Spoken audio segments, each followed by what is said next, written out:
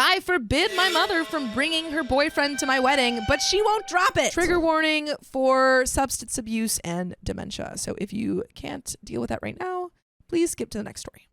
Why don't you just drop your man? Ooh. Drop him. Drop it like it's hot. I, 33, non-binary, am not close with my mother, 55, female, at all.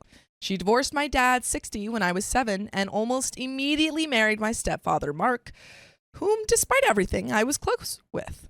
They remained married until I was 16. By the way, this comes from Throwaway for Me, 86. And if you want to submit your own stories, go to r/OK Storytime subreddit. I was upset when she divorced him and went to live with my dad and stepmom. In my adult life, I've chosen to remain close to my stepdad and even attended his wedding to his current wife, who is a very nice woman. My dad and my stepmom are great people. Since her divorce from my stepdad, my mom has been in and out of relationships, each time claiming that this guy is the love of her life until they do something she doesn't like, and suddenly they aren't the love of her life anymore. Both divorces with my dad and my stepdad were for very petty reasons. My dad, I think because he wouldn't allow her to get a new car since the budget was tight. I believe the longest relationship she had lasted about 6 years, and according to my sister, she's still with that guy. After I left home, she never did anything with me without bringing her boyfriends along. When I was 25, she broke up with her boyfriend and tried to cry to me about it. After working with my therapist, I set a boundary with my mother. If she wasn't willing to do anything with me without her boyfriend, then not to bother. And I didn't want to talk about her love life. She was very hurt and we fell out for a while, but she came back around about a year later and has respected my rules since. However, we only get together about 3 or 4 times per year. I understand that my mom's relationships and love life are important to her, so I respect that we don't see each other often. Fast forward to this year. I'm getting married to my partner, 35 male, of a decade in October. It's a small, intimate backyard wedding and reception barbecue. Oh boy. We live in a rural area, and our backyard wedding will have roughly 40 people. My dad, stepmom, stepdad, and his new wife have all been invited. My mom asked if she could bring her boyfriend. I said no, because I don't know him. She then asked if she could introduce him to me before the wedding so I could meet him beforehand. I said no again, explaining that I still had no interest in meeting her boyfriends. She said she understood, but felt it was unfair that I wasn't allowing her a +1 to my wedding when my dad and stepdad were allowed to bring their spouses. Oh, hey. One of those things is not like the other, yeah?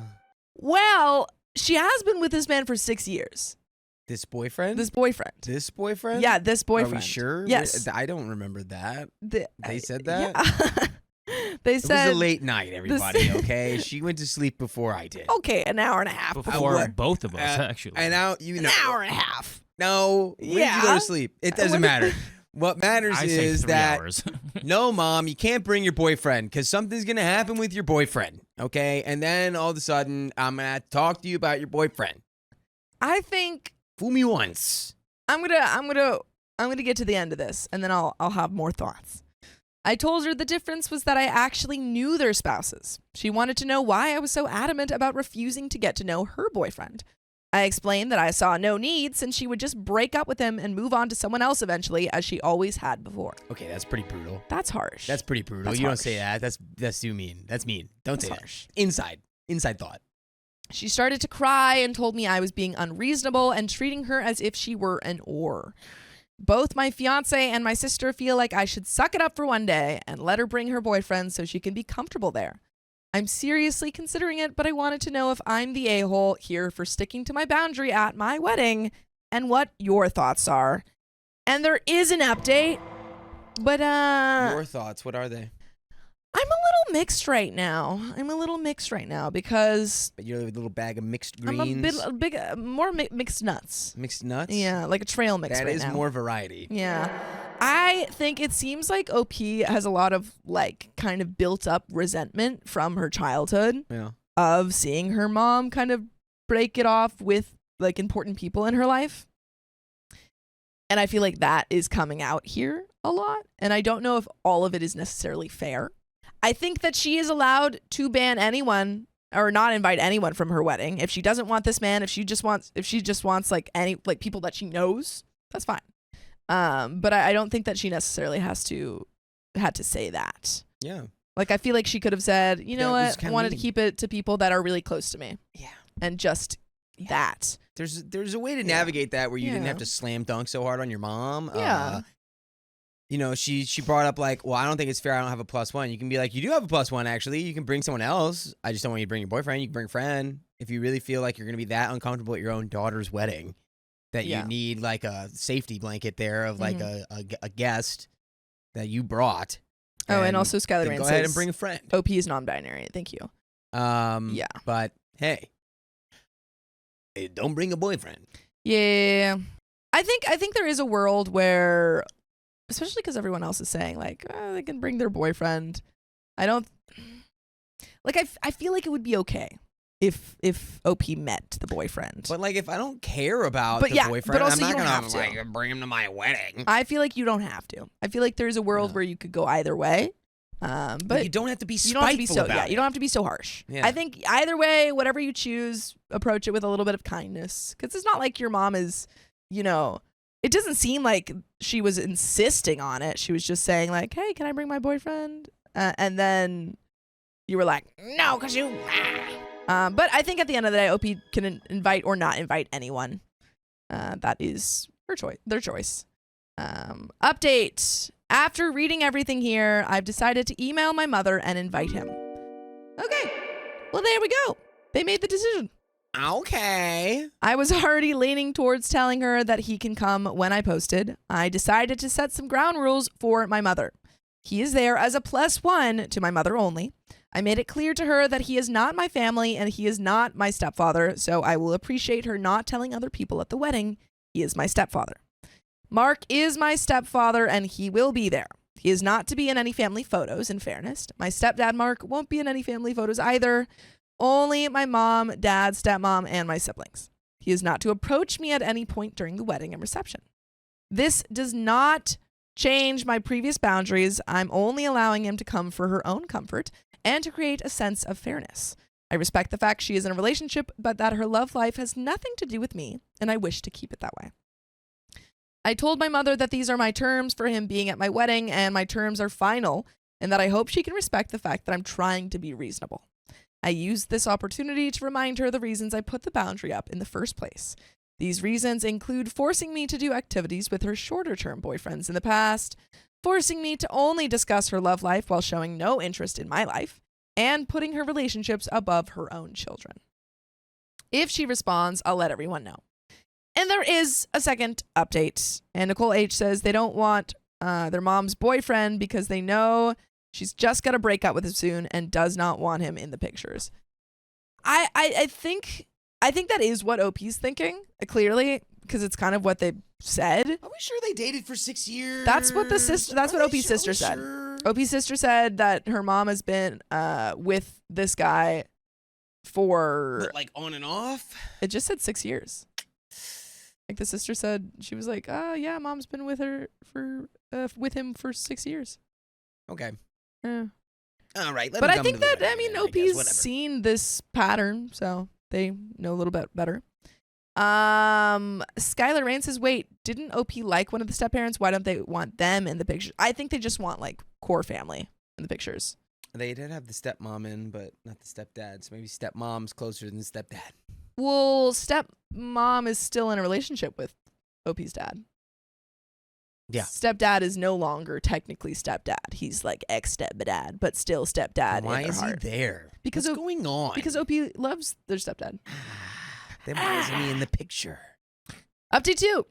My mom called me within 10 minutes of getting the email. She thanked me for allowing him to come and said they would abide by my terms. She said she felt really hurt that during her actions during her midlife crisis are why I'm refusing to meet her current boyfriend, who she says she's been with for 7.5 years, so even longer. Wow. Yeah. That's a long time. Where's the ring? I do think, well, I don't know. Where's maybe the ring, Batman? Maybe she doesn't want to get married because she's already done that twice, and it's, she's like, let's be certain for, before we do that. Well, I guess they're making sure. Yeah. It looks like Biff from Back to the Future. I look like Biff. Yeah. It would be kind of rough, though, to not meet your mom's partner of 7.5 years. you know? Like, I understand that OP's gone through a lot with their mom, but I yeah. don't see him a lot. Like, surprising I that don't you see haven't their met mom him a lot. once in 7.5 years. Yeah. And that she thought things would eventually calm down enough where I would be comfortable meeting him. She said she now realizes that it will never happen. I told her that I'm firm on my stance. I think she started to cry, but she said she understood and only wants him there because being around my dad and stepdad and their new wives. Well, my dad has been married for 23 years and my stepdad for 12, makes her anxious and he helps keep her calm. She said she respects my stance and said it's her own fault I feel this way. I felt this may be the start of a guilt trip, so I politely ended the call. And there is another update. Any other thoughts before we jump into it? Yeah. I wonder, like, why is that? It's a choice. 7.5 years not meeting that guy. That's a distinct choice. That'll be So, vacant. like, Yeah. what?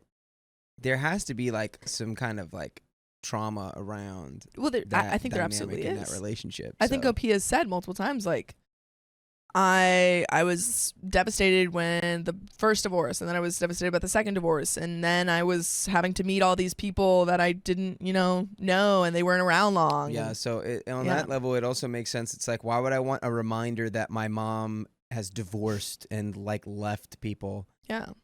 At Who were my important? own- Yeah. At my wedding, where Yeah. I'm committing to be with this one person. Which is fair. I don't know. But let's get into the update. Cynthia says, I feel like the mom is going to pull something. Uh-oh. Hopefully not. John, we're going to get back to the story, but I got to tell you, I've been loving these pearls that I got in Colombia. You are a delicious beaded man now. I do feel more confident at the very least, but I think these pearls pale in the amount of confidence an OK Storytime membership can get you. That's right. You get 60 plus hours a month of exclusive live stream content. That's advice that'll make you the best version of yourself. It's only $5 a month, so go to the link in our description, youtube.com/OKOP show/join. Crack open that oyster and get the blues. But let's get back to the story. My fiance, 35 male, and I, 33 non-binary, are getting married in 2 weeks in our backyard. We will be having a catering spread for our reception afterwards. We decided to have a dry wedding for 2 reasons. My mom is a heavy drinker who is known for making a scene when she gets wasted, and my fiance has a brother who binge drinks and has booze poisoning on more than one occasion. Ooh. He doesn't drink all the time, but if he starts, he can't stop until he either passes out or someone physically restrains him from getting more. Yikes. This is... Well, that's a the fiance's brother. substance abuse problem. Yeah. Damn. I also have an uncle, mom's brother, and a stepdad who are in recovery and don't need the temptation. Neither fiance and I are big drinkers, so we decided to just avoid any problems and just have a dry wedding. We will have a less dry reception, party, honeymoon with some of our friends later on. All of our families have been supportive. My uncle was especially grateful to us for doing this since he takes his recovery very seriously and has been 7 years sober. I sent out wedding invitations 4 months ago and said it would be a dry wedding and asked people not to bring booze. Now, today, I get this call from my mom. I also sent an invitation to 4 months ago. Mom, is it true you're not having booze at your wedding? yes, fiance and I decided we didn't want booze during our special time. Ugh, that's so silly. It's gonna make your wedding boring. Well, I'm sorry you feel that way, but fiance and I have made our decision. We want everyone to feel comfortable at our wedding. Well, clearly you don't care about my comfort. What if I want to have a little drinky poo to pass the time? Like you did at different uncle's wedding? When you got so wasted and made a horrible scene calling uncle's wife a gold digger? That wasn't my fault. They make the drinks there too strong. Right. I really wish you would address this need to have booze wherever you go. I don't need to have booze. I just think your wedding will be boring without it, and you want to have a fun wedding, don't you? It will be a fun wedding. We don't need to have booze to have fun. This is so stupid. Why should everyone else be punished just to make it comfortable for a few people? It seems like you care more about your uncle and stepdad than anyone else. Or maybe I just want to avoid any scenes. I just told you. That wasn't my fault. They mixed the drinks too heavy there. Just like your DUI isn't your fault. Whoa. that was the cop's fault for pulling me over. Now, how dare you bring up that difficult time in my life? I was going through a lot emotionally. What the heck is wrong with you kids? You need to mind your own business. If I want to drink, that's my business. Well, my wedding is my business. We don't want booze there. That's final. I can't stop you if you decide to pregame my wedding, but I've already made it clear to uncles and brothers that if you cause a scene, that you're to be made to leave. Why do you kids hate me so much? What did I ever do to be deserved to be treated like this by my children? Are you really ready for me to go down that list? None of you understand. None of you will ever understand. I'm the mother of the bride. I should be treated better than this. You should let me drink all the alcohol I want. What are you, the I Green think I've Goblin? treated you pretty well during this process. I've acquiesced to your boyfriend, whom I didn't even know was coming to my wedding. I've even given in to some of your other demands, so please, tell me, have you been mistreated? Well, you didn't invite me to go dress shopping. And the mother of the bride always goes dress shopping with her daughter. I barely know fiancé because you never bring him around me. How do I know that you're marrying the right person? That's because Aunt made my dress. Well, isn't that just special? As for the rest, I think you know why. We aren't really close enough for you to have any say in who my significant other is. Honestly, Mom, I'm done with this conversation. If you really feel strongly about this, I'll understand if you don't want to attend my wedding. Oh, I bet you'd like that, wouldn't you? One way or another, you will respect me as your mother. Sure, Mom. I'm hanging up now. Bye. No, don't Seems- clap. I broke character. That was bad. Guys, I'm so livid right now. I have half a mind to uninvite her. I spoke to my dad and her brother. My uncle thinks her drinking is getting really bad again and has been wanting to hold an intervention. I told him I'm focused on the wedding right now, but that I definitely agree this was out of line and something needs to be done. What do? I don't want her ruining my wedding, but I'm so tired of dealing with this. Sorry, this is probably above Reddit's pay grade, but I just needed to vent. And there is another update. Man. Update. My mom came to my wedding and drank 3 handles of Tito's. Someone said in the chat, OP should hire security so that no one can bring anything unwanted into the wedding, which I think is a good idea, if you can. I don't know if security will, be Yeah, they'll effective at that. How so?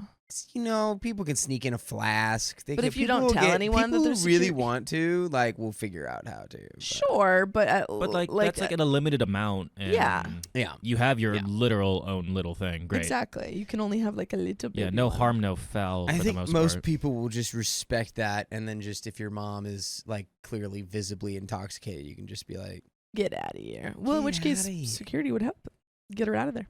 yeah. Have Um, security throw her in the throw lake. her out. But there is an update.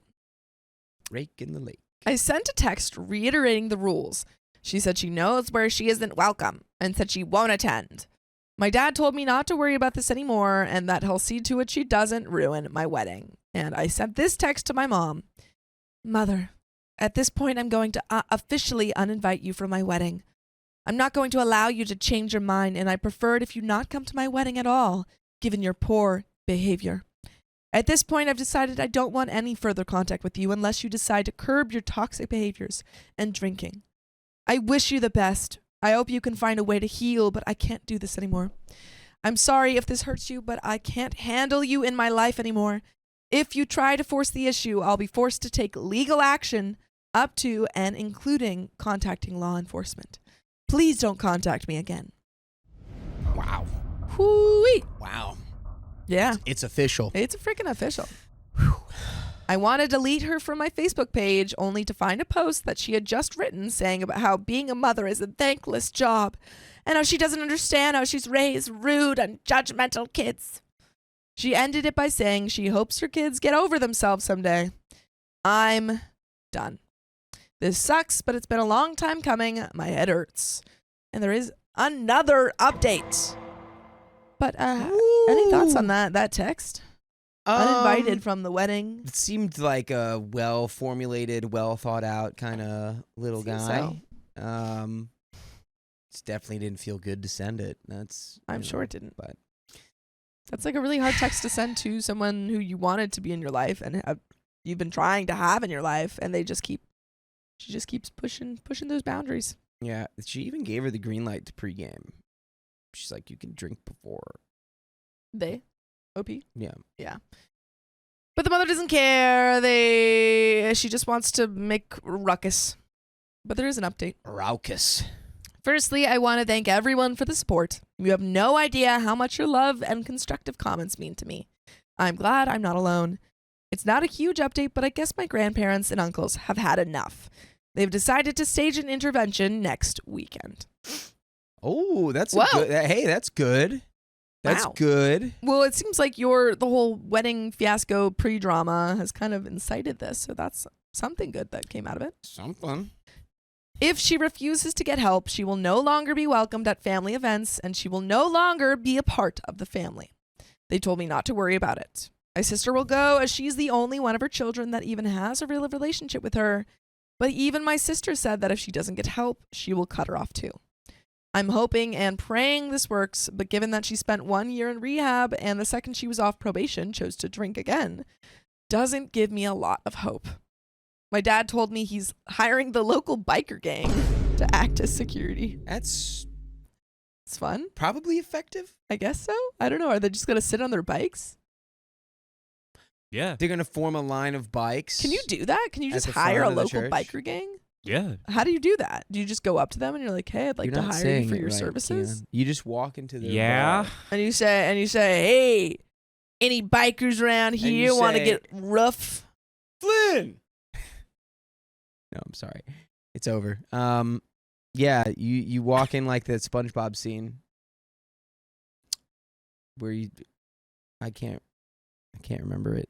Okay. My brain's not working. We live in a small town, and the nearest big city is about an hour away, so it would be really expensive to have a security company come out. I don't have a problem with that. This is the type of gang that helps out mistreated kids and animals, and they do a lot of good where I live. They just freaking ride on bikes, and they help the community. Yeah, and they find an alien in their backyard. I've not seen this movie. And you haven't seen E.T.? Oh, I have.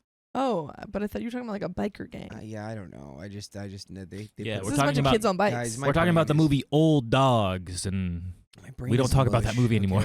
Okay. The worst I've heard about them is they doled out some rural justice to a guy that was beating up the sister of one of the members and ran him out of town.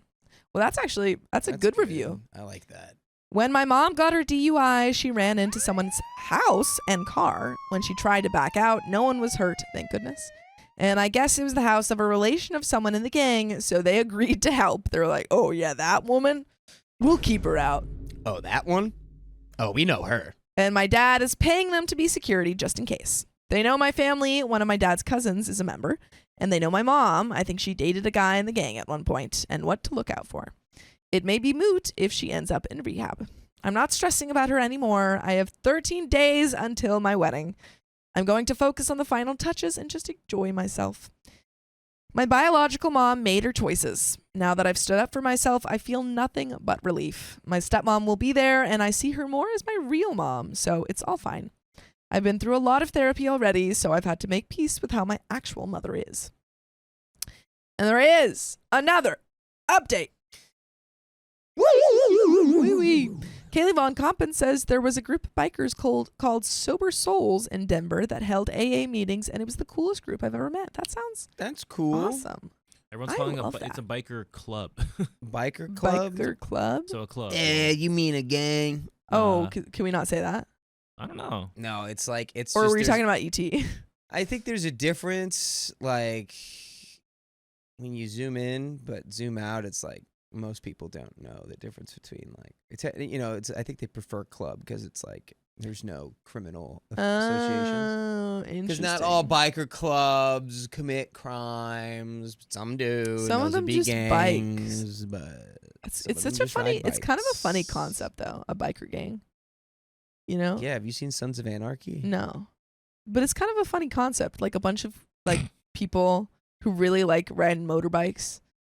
Riding bikes, committing crime. What do you They mean like not? What do you found mean? each other and they're like, Yeah. "Hey, They we don't like riding bikes." Sophia, they wear matching jackets. They wear match like that's a freaking club, man.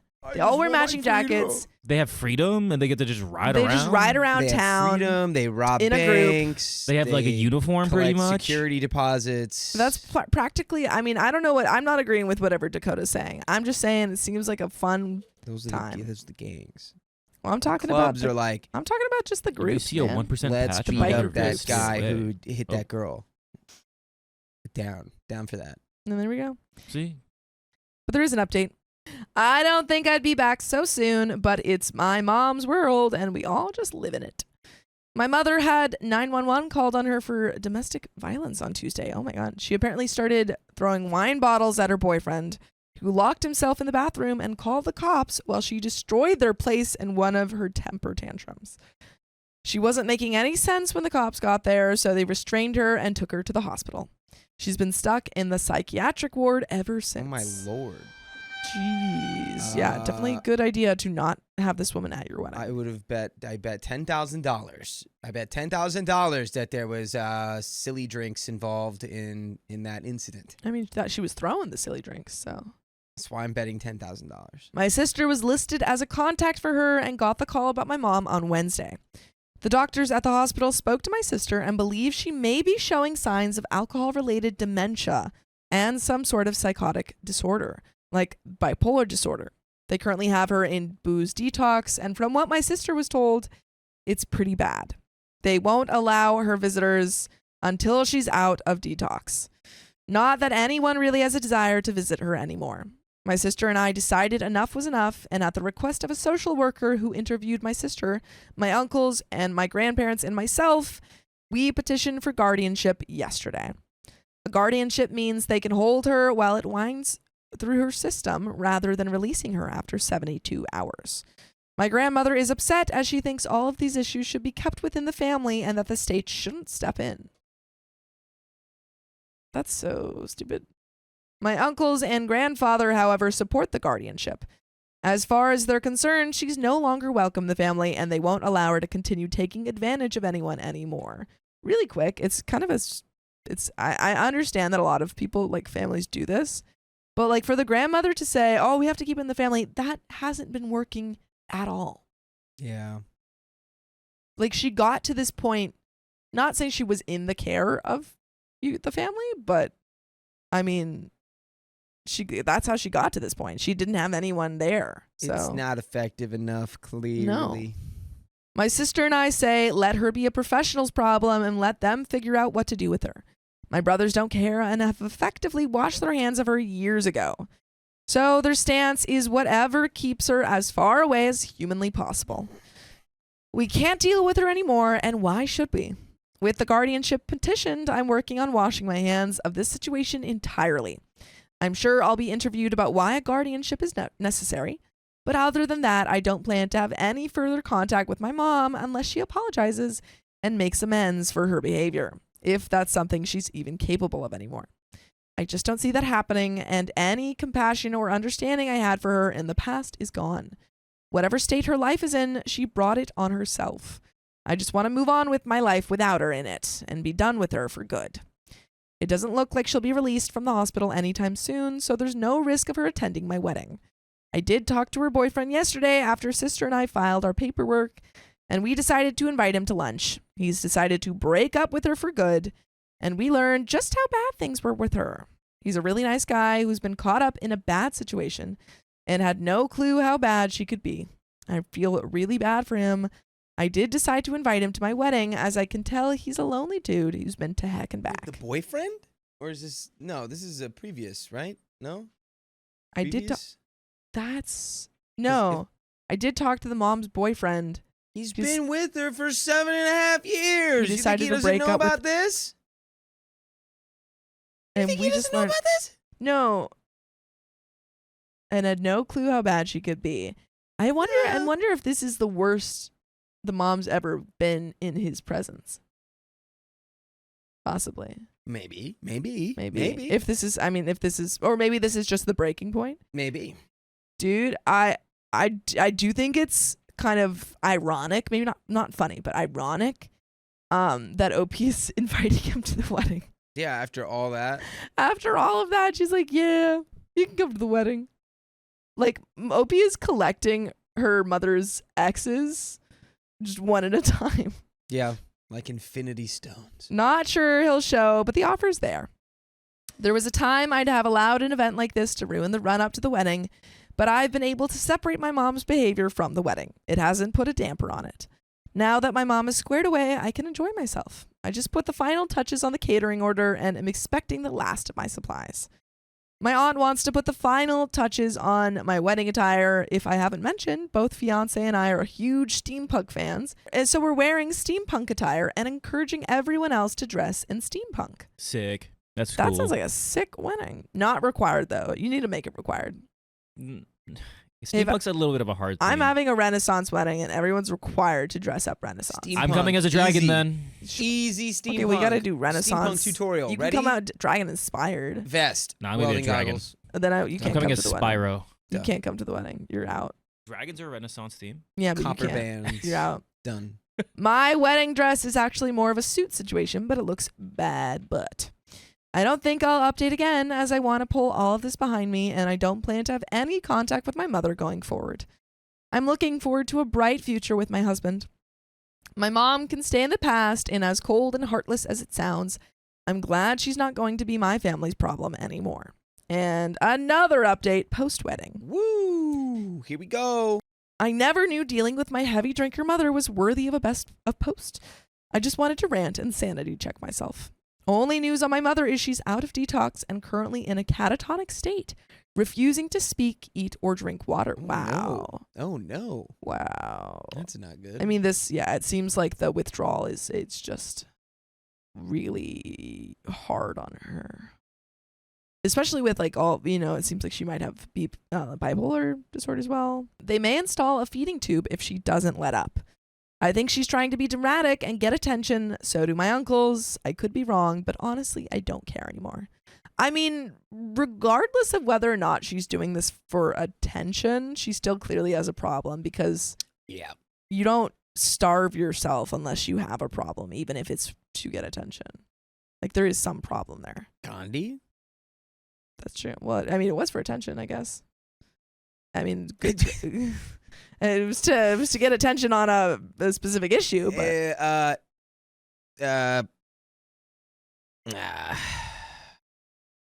dude, that's just hard to know. Yeah. We're not sure she has dementia, but she definitely has something going on, but doing any kind of evaluation while she acts like this is difficult. She also has liver disease, needs dialysis, and probably even a transplant if she qualifies. Wow. The doctors made it very clear if she doesn't quit drinking, she will pass away within the next 5 years, and it may even still be too late. Ooh. This is a lot. Especially when Opie just got married, and to be kind of going through all of this while that's happening. Yeah. I think I'd feel more sad, but I've had to realize that I lost my mother long ago. I did invite my mom's boyfriend, but he chose not to come. He's decided to get help for his own booze issues, according to my sister. I wish him the best. Which is kind of what I was thinking. If the mom had that bad of a drinking problem and she was with this person for 7.5 years, unfortunately, usually you kind of have, people who are A little bit of crossover there. Yeah. As for the wedding, I'm now happily married, and on Wednesday, I took a pregnancy test that came back positive. Congrats. Oh, baby time. Baby time. We're Little baby. super excited, but haven't told anyone in our family yet. The wedding was fantastic, and the day went off without a hitch. Congrats. We had a blast and are headed out on our honeymoon on Wednesday to Costa Rica. My brothers and stepbrothers very sweetly hazed my husband during the at-home bachelor party and made it clear they're excited to have another brother. My stepmom did all of the mom stuff during the wedding. That was already planned before all of this. No one snuck in booze. There weren't any scenes. The worst that happened was my sister crying due to all of the stress she's been under. Ugh. I do have some sympathy, but most of it is self-inflicted, though, because she enables. But all in all, it was a great day, and I was surrounded by those I love most. I know a lot of people asked for pics of my wedding suit. I will see if there's some way I can crop identifying stuff from it and post it here once I get my wedding pictures back. Otherwise, I'll figure out a way to post the outfit themselves. That's all I have. I'll try and update after my honeymoon. Now it seems like the baby is coming So no promises. Now we've got baby update. Baby updates. Baby update. Baby Baby update. updates. We've got a little baby update. Dang, man. A lot is going on right now for OP. They are having to deal with new baby, new husband. Yeah, which are good. Good new baby, good new husband. Good new bad, husband. Bad catatonic mother. Catatonic mother who's, doesn't see, doctors are not giving her a lot of time to live. That's a lot of weight on you. Don't drink heavily for the majority of your life, folks. Don't do that. It will ruin your health. But there is an update. I guess this is an update for anyone who's read my previous post, along with another Am I the A-hole question. My 33 non-binary mother, 55 female, had a meltdown that resulted in her being arrested and hospitalized. At the urging of the social worker at the hospital, we found a third party willing to serve as my mother's guardian and filed a petition for guardianship. She's going on disability and will remain on it for the rest of her life. She was recently placed in a long-term psychiatric group home. She has been diagnosed with Wernicke-Korsakoff syndrome with encephalopathy.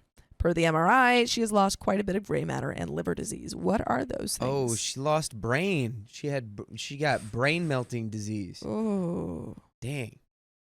She is 55, and even with liver dialysis, it's unlikely she will see 60. Wow. She is also unlikely to be eligible for a transplant unless the lack of booze reverses her dementia. But it will be a year before we know if there is any sign of that. Even though I'm pregnant with my first, I've decided to be the main point of contact with the guardian. I feel like it's my duty as the eldest child. The problem is my grandma really wants my mother to come live with them, and it's causing conflict with my granddad.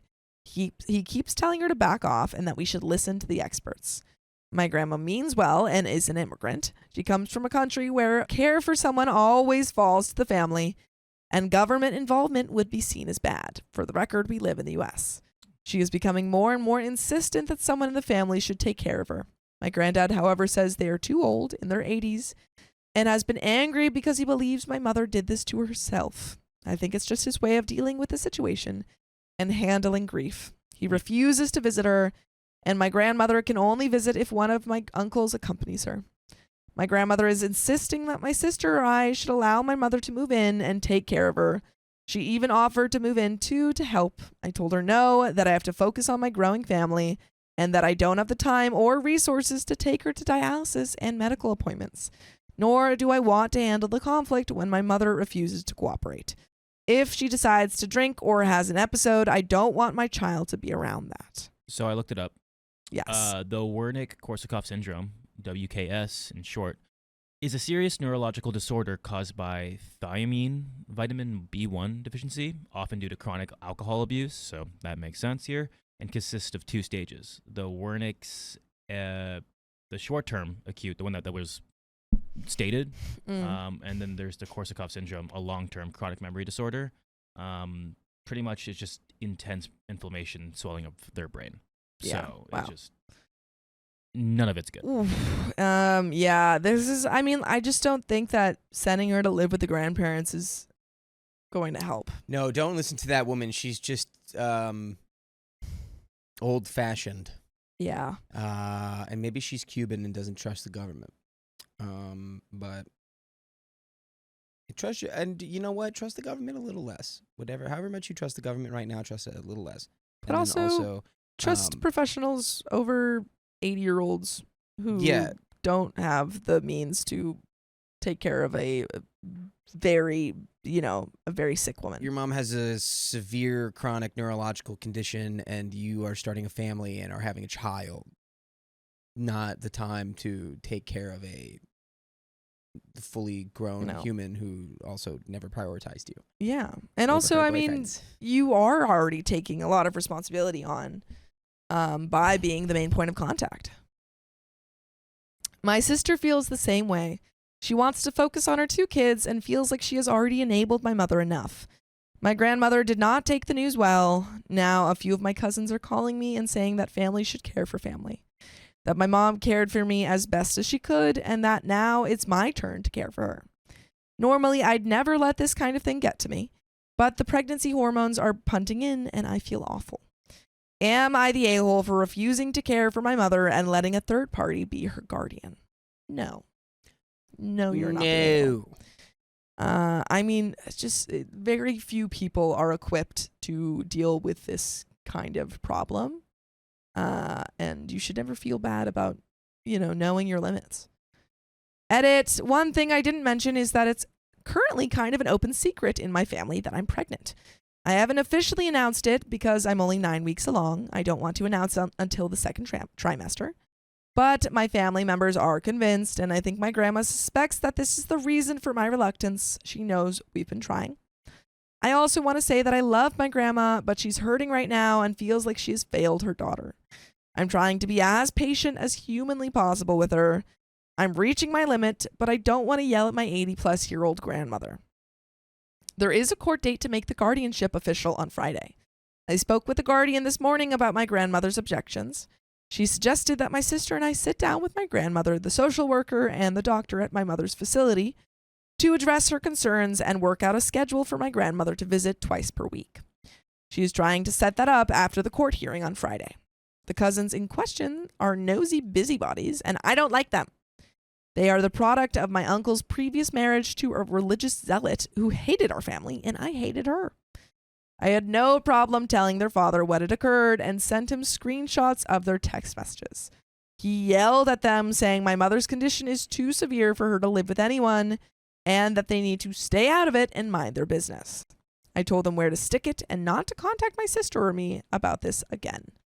I let my hormones get to me yesterday, I think. I'll try to update this weekend. Reddit has become a major sanity check for me, and there is another update. Update-a-roni number 6. Why don't we, Let's get into this update. We had the court date. My mother is officially under a guardianship. My grandmother did lodge an official objection to the guardianship and said her piece.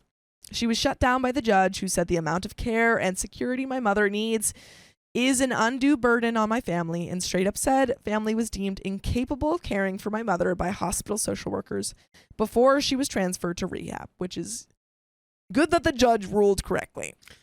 We like a judge that rules correctly. Yes. That judge rules. He also said if my mother were deemed competent, she could be looking at felony domestic violence charges. Wow. I doubt she will be ruled competent. My grandma was mad and almost had to be ejected from the courtroom, but she calmed down. The next day, my sister and I took my grandma to the hospital my mom is at. She currently is in rehab / a psychiatric hospital and will be here for at least the next year and possibly for good, depending how the next year goes. Her attending physician and social worker was there along with the guardian, and I discovered they came in on a weekend just to meet with us. That was very nice of them. My grandmother doesn't really object to her being at this facility and knew my mom needed help. It basically became an intervention / come to Jesus moment with my grandma. With the guardian's permission, they sat down and explained all of my mother's health problems. They even went so far as to show my grandma the picture of a normal liver and the MRI scan of my mom's liver. They did the same with her brain. Oof. That is hard. That would be really hard to see, especially as like the mom of this woman. The guardian also sat down and listed just how much legal trouble my mom had been getting herself into the past 2 years. And even my sister and I were shocked as we didn't know just how many brushes with the law my mom had. But they had become almost monthly occurrences. I ended up telling her what some of the fine folks of Reddit told me, that neither my sister or I can keep her safe. What if she becomes aggressive or violent? What if she hurt my sister's kids? We cannot make our place secure enough to stay there. And the only way my mother's life even has a chance at being saved is if she quits drinking. If she lives with us, we cannot guarantee she won't drink. That staff here are better equipped to handle all of her issues. All of us were very clear that none of this is Grandma's fault, and Mom is reaping the consequences for her own choices. Next up was probably the most heartbreaking part for my grandma. She saw my mother for the first time since all of this happened. Now, I may have mentioned that my mother was in a catatonic state when she was hospitalized. She still kind of goes in and out of the state. I didn't take it really seriously at the time, but it's still an ongoing issue, and some days she winds up back into that state, and other days she is more active. That day, she was definitely more subdued and very quiet. For anyone who knows anything about WKS, she basically is living in a 51st date scenario. She has a day, goes to sleep, wakes up, and has no memory of the day before. That's crazy. I can only imagine how scary it is for her. Oof. Think of all the great movies you can watch for the first time over and over again. I know, but you have no. It's a horror. Yeah. This is a horror story. I was just trying to find something Some positive levity. to take away from this, please. Oh. Ugh, don't drink to excess until your brain melts. Just people. like memory loss Ah. in general is so frightening to me because I have both on both sides. I have grandparents, one who's already passed away and the one who's still with us, but who have memory loss, and it's so frightening. Just learn another language or 3. I've tried. Learn as many languages as possible. Yeah, I mean, actually, my grandma who has dementia knows like multiple I languages. should have known more. Man, I'll tell her. A staff member basically has to remind her day in and day out where she is and how she wound up there. They keep a copy of the police report on her nightstand. She still is very confused a lot of the time and also getting used to being on medication for her bipolar disorder too. We've seen a lot of improvements since she started liver dialysis, so we're somewhat hopeful she will get a little better in time. She's lost some weight but looks way less put together and haggard. Her skin looks less yellow, but she's very pale. That's also scary, of like having your liver fail, and you get You get jaundice. Yeah, jaundiced. You don't want to be yellow? No. Yellow belly. Scary. She was sitting and trying to write when we came. My grandma broke down when she saw her. My mother cried too and kept repeating, "I'm sorry." Oh. My sister and I decided to let them have some alone time together and grabbed lunch across the street. When we came back half an hour later, we told my grandmother we had to get going and leave, but we'd bring her back next week. My mom asked when she would leave, and it was my grandma who said, "Honey, you'll need to stay here for a while. Everyone here just wants to help, but in order for you to get better, you have to stay here." My mom seemed sad and looked like she was about to cry again, but nodded her head. My sister and I gave her a hug, but I think she's mad at us. One thing we learned is that she thinks her kids put her here. If she wants to be mad at us, that's fine. Not even the second grandma got situated in the backseat of our car, she broke down hard. She was sobbing the entire way back. I felt so bad for her. Man. My sister sat back there holding her while I drove back to Grandma and Grandpa's house. We stayed with Grandma for a bit as my grandpa gets agitated by too much emotion. Oof. She apologized for her behavior and for trying to force us to care for her. She realizes now how bad off my mom is and understands she's where she needs to be. She was sad, but doing better by the time we left.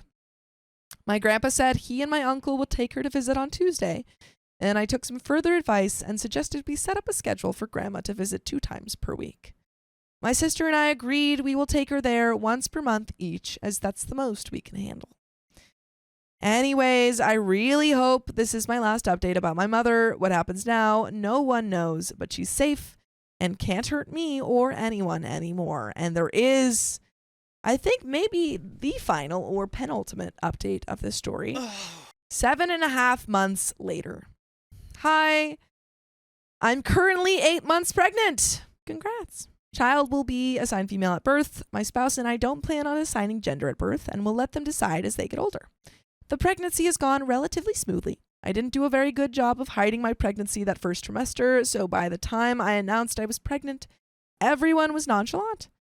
My spouse and I are planning to have one more child pretty quickly after this is born to complete our family, ideally within the next 18 to 24 months. Baby is due middle of next month. Things have been going well since we got married. My spouse is figuring out that they may be a trans woman. I'm not surprised. I saw this coming. But both of us agreed to wait on any transitioning until we had 2 babies. My family is well.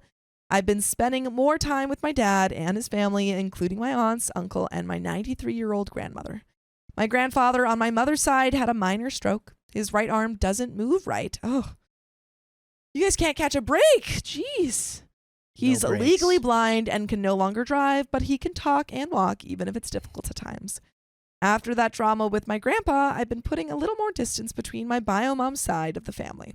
I get tired of the dysfunction, drama, and petty fighting. I still love them and their family, but I need to focus on my family and not their dysfunction. I mean, you've gone through so much with all of this. It is very fair to feel that you need a break, especially when you're starting your own family. My mom is not good. Her health is rapidly deteriorating. She's been going for kidney dialysis 3 times per week. In my previous post, I got a little confused. I thought it was liver dialysis, but that's not really a thing. It turns out her kidney function is poor too. She has acute cirrhosis of the liver, and both her kidneys and liver are failing. The chances aren't looking good that she'll qualify for a transplant, as she's been diagnosed with alcohol-related dementia. Without a transplant, her life expectancy is less than 2 years. The plan is to move her into a skilled nursing facility and get her hospice care. On that front, I haven't visited in 6 months. All she really does anymore is stare out the window. She doesn't talk much or get out of bed often. She can barely walk. It was too emotionally draining and stressful to visit her, so I stopped. That may sound heartless, but once again, I need to look out for myself, and there's nothing I can say or do. I thought her being sickly would make me feel something for her, but I only see someone who chose to do this to themselves instead of getting help. I know that isn't fair or necessarily true of a user, but disdain is the only emotion I can muster. My uncle, who is in AA, came to visit her. When he saw her, he said it only strengthened his resolve to stay sober. He saw firsthand what would happen if he didn't. It's sad and somewhat embarrassing. My mother is the poster child for why you stay sober. My sister has taken the lead in keeping up with her needs and visiting. She was always closest to my mom, so it makes sense. That's all I have. Maybe I'll check in again. I might be too busy to do so. This poster keeps lying about that. And like, all right, last update. That's last update. All right, 4 more updates after that, though. And it's the most They say they freaking... Oh, I'm too hot. You're too hot. It's the most freaking, tragic post, too. Oh. She's going to be like, update. I've developed a condition where every day I wake up and break both my legs. And I really hope have that's glass bones and paper skin. This update's gonna be They're gonna like make a movie about me. No, it's gonna my be daughter's doing really well, or my child's doing really well. Yes. My partner's amazing, and everyone's happy. Yes. That's what this update's gonna be. That's what it's gonna be, folks. My daughter is now in Juilliard. Juilliard. At the age of 9 years old. They're a genius. Update 8.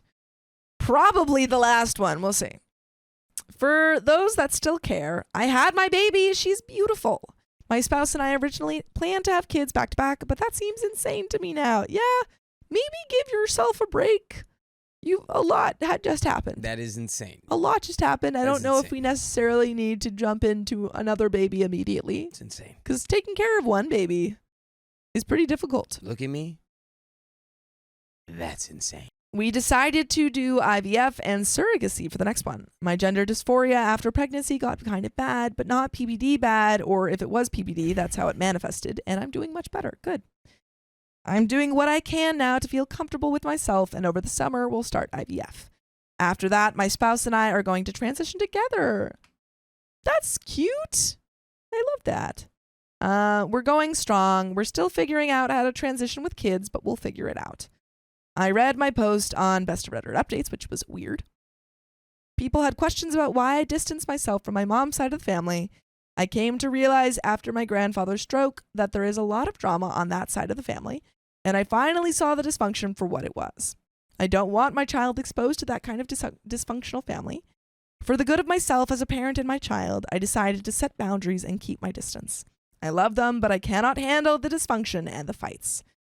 My uncles have actually been understanding and are working to be better.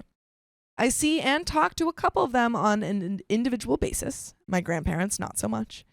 My grandmother is angry with me and believes my dad and new spouse have brainwashed me. Brainwash you into what? Brainwash you into what? I thought you and your grandma were on the same page now.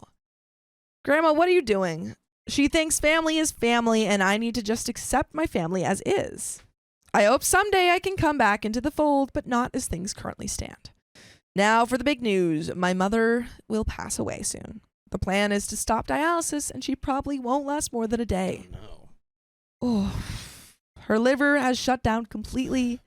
I saw her this weekend to say goodbye. I've never seen yellow skin like that before. I've kept myself out of the loop for my own sanity, so I don't really know when or the logistics. I was just told it's unlikely she'll see Thanksgiving this year. She is unaware of herself and her surroundings. As messed up as it is to say, I think her passing will be a mercy for all of us. Here's what's super messed up. I'm honestly relieved that this is happening. She can't hurt anyone anymore, and most importantly, this problem will finally be over. I know how messed up that sounds. I feel like a monster saying that, but I look at my daughter and realize my own mother chose booze over her children. I can't imagine doing anything like that, and I'm not going to transition into this. Why? Oof. You don't feel like that's a good spot to do that? Don't feel like you can do that? Make that lighthearted? By the way, you can listen to full episodes with stories just like this. Just go to Spotify, Apple Podcasts, or your favorite podcast app and search up OK Storytime. And there is a little bit left to this very sad story. But my final thought before we read the end is that OP, don't feel bad about, being relieved about this.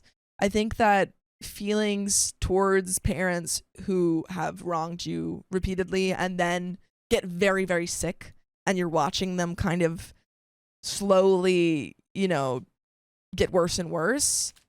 You have the feeling of, one, I've had to deal with this woman my whole life, and also watching that, sometimes it's just better for them to, be released from that pain. So I don't think that you have anything to feel bad about, because that's a really complicated thing to experience. Yeah, if anything, that feels like a normal reaction. Yeah. I mean, even when people have normal relationships with their parents, watching them go through something like that is like, honestly, it's just better that it's just they like a pass. shell of a person at that point. It's like, it's not, it's they're better for not, them to just they're be not, like, they're not having a good life experience at that point. Yeah, which is really hard to deal with, but So honestly, what good is she to the world at that point? She failed as a mother, and for the past decade, she's been nothing more than an annoying stranger to me. I wish things could have been different, but they weren't, and it will be nice to move on from this once and for all. I don't think there's any need to update on this account again, since my mother will be gone soon. I want to move forward with my life. That said, thank you to everyone, even those who were critical. I get it. I really learned from reading the comments. And I want to say thank you one last time. And that is the end of that story. Ooh. Ming Ming says also OP needs therapy for her resentment and move on without hate in her heart. That's true. Absolutely. And that's going to take a lot of time. That's going to take a lot of time to move past that. Because they never, OP was never able to get closure of any kind, because in the process of having those arguments with their mom, that's when all of this went really downhill. 100%. Yeah. Kat says, I think you have that feeling with anyone you love who has been ill for a long time. Yeah. My mother is convinced I'm pregnant, and it's annoying me. Well, are you? Yeah, are you just being like, Mom, I'm not pregnant? She's like, no, something, Mercury, I'm getting a sign. My mom is normally very much a just yes kind of person. She's supportive, kind, reliable, and importantly, knows when to treat me like a daughter and when to treat me like a fellow adult who's capable of making her own decisions. So this current situation is out of nowhere and very annoying for me, but my fiance thinks it's hilarious. By the way, this comes from Cooler Beans 1981, and if you want to submit your own stories, go to r/OKStorytime subreddit. So, a few months ago, I started a healthier overhaul of my life. I make sure I get a good night's sleep every night. I'm exercising more. I'm eating so much better than before. I've given up coffee and energy drinks throughout the day. Adulting correctly. Look at you go. A couple of months ago, my mother commented that my skin was glowing. I just reminded her that I'm being a lot healthier and it's probably showing in my complexion. Christmas came, and at Christmas dinner, she offered me a glass of wine. All she had on offer was Sauvignon Blanc and Pinot Gris, because she only drinks white wine, same as my mom. She loves Sauvignon Blanc. We always get her the New Zealand brands. Shout out to Mrs. Donner. No, just McFinnan. She didn't take his name, because she's freaking cool. And I'm going to do that too. So you'd be a Donner? I'm going to be a Donner. I can't not be a Donner. That's like my whole thing. I can't stand white wine and only drink red, and my mom knows this. But because my skin is glowing and I turn down booze, I'm clearly pregnant, right? Yep. I'm pregnant all the time. Yeah, I feel like people are going to be like, I'm going to kind of trip people up when I'm actually, like, when I get pregnant because I don't drink. So they'll be like, it's a normal day. And my Sophia, mom. are you pregnant? Pregnant? You don't ever know. And my mom didn't show until like 6 months. Wait, what? Mm-hmm. But did she know? Yeah. Oh, okay. Yeah. I was going to be like, she didn't. No, but she didn't like show until like 6 months. Oh, that's crazy. Yeah. So you don't ever know. With you and Sam? I know with Sam. The next day, my mom called me and asked me if there's anything I need to tell her. I hadn't made the connection yet because my skin does look better and I don't like white wine, big whoop, and insisted everything was fine.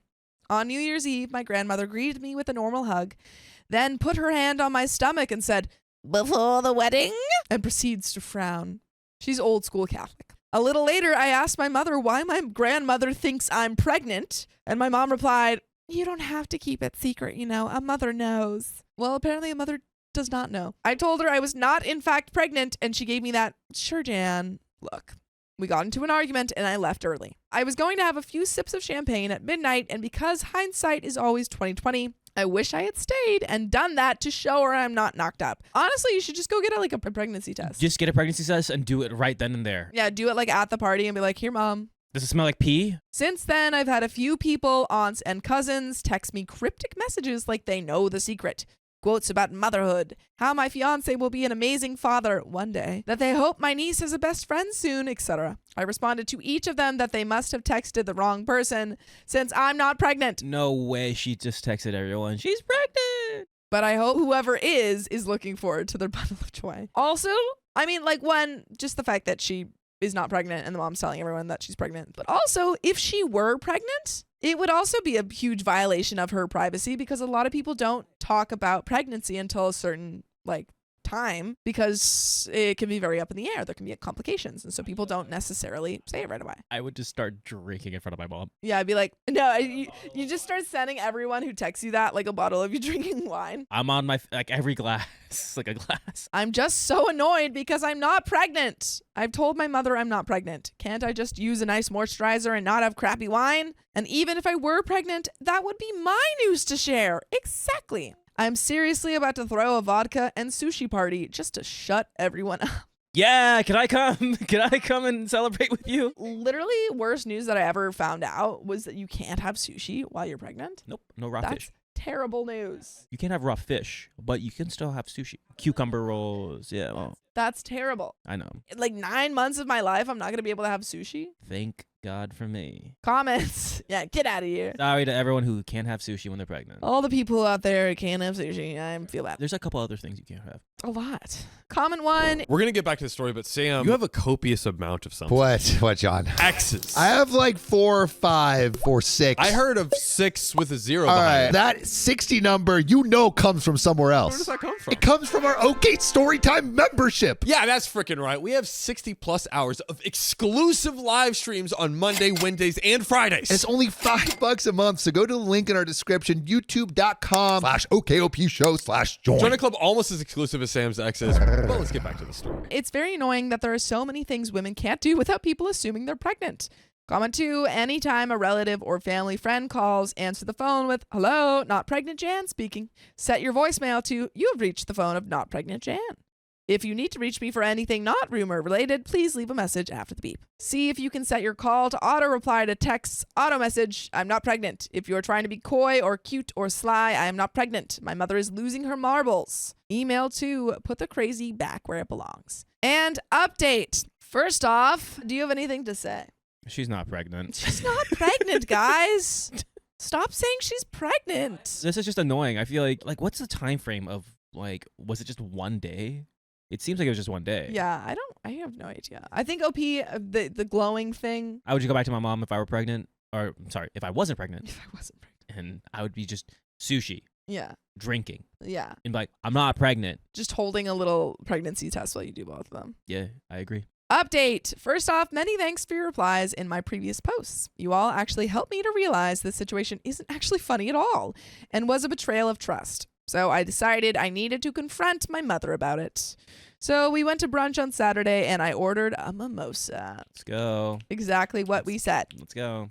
The look of horror on her face was priceless. You know how they say when someone passes away, they get images of their life flashing before their eyes? I dearly hope I get to re-experience the look on again when it's my time. After the waitress took our orders, my mother said, "Are you sure you should be drinking that?" I laid it out for her. I'm not pregnant. I have told her multiple times I am not pregnant.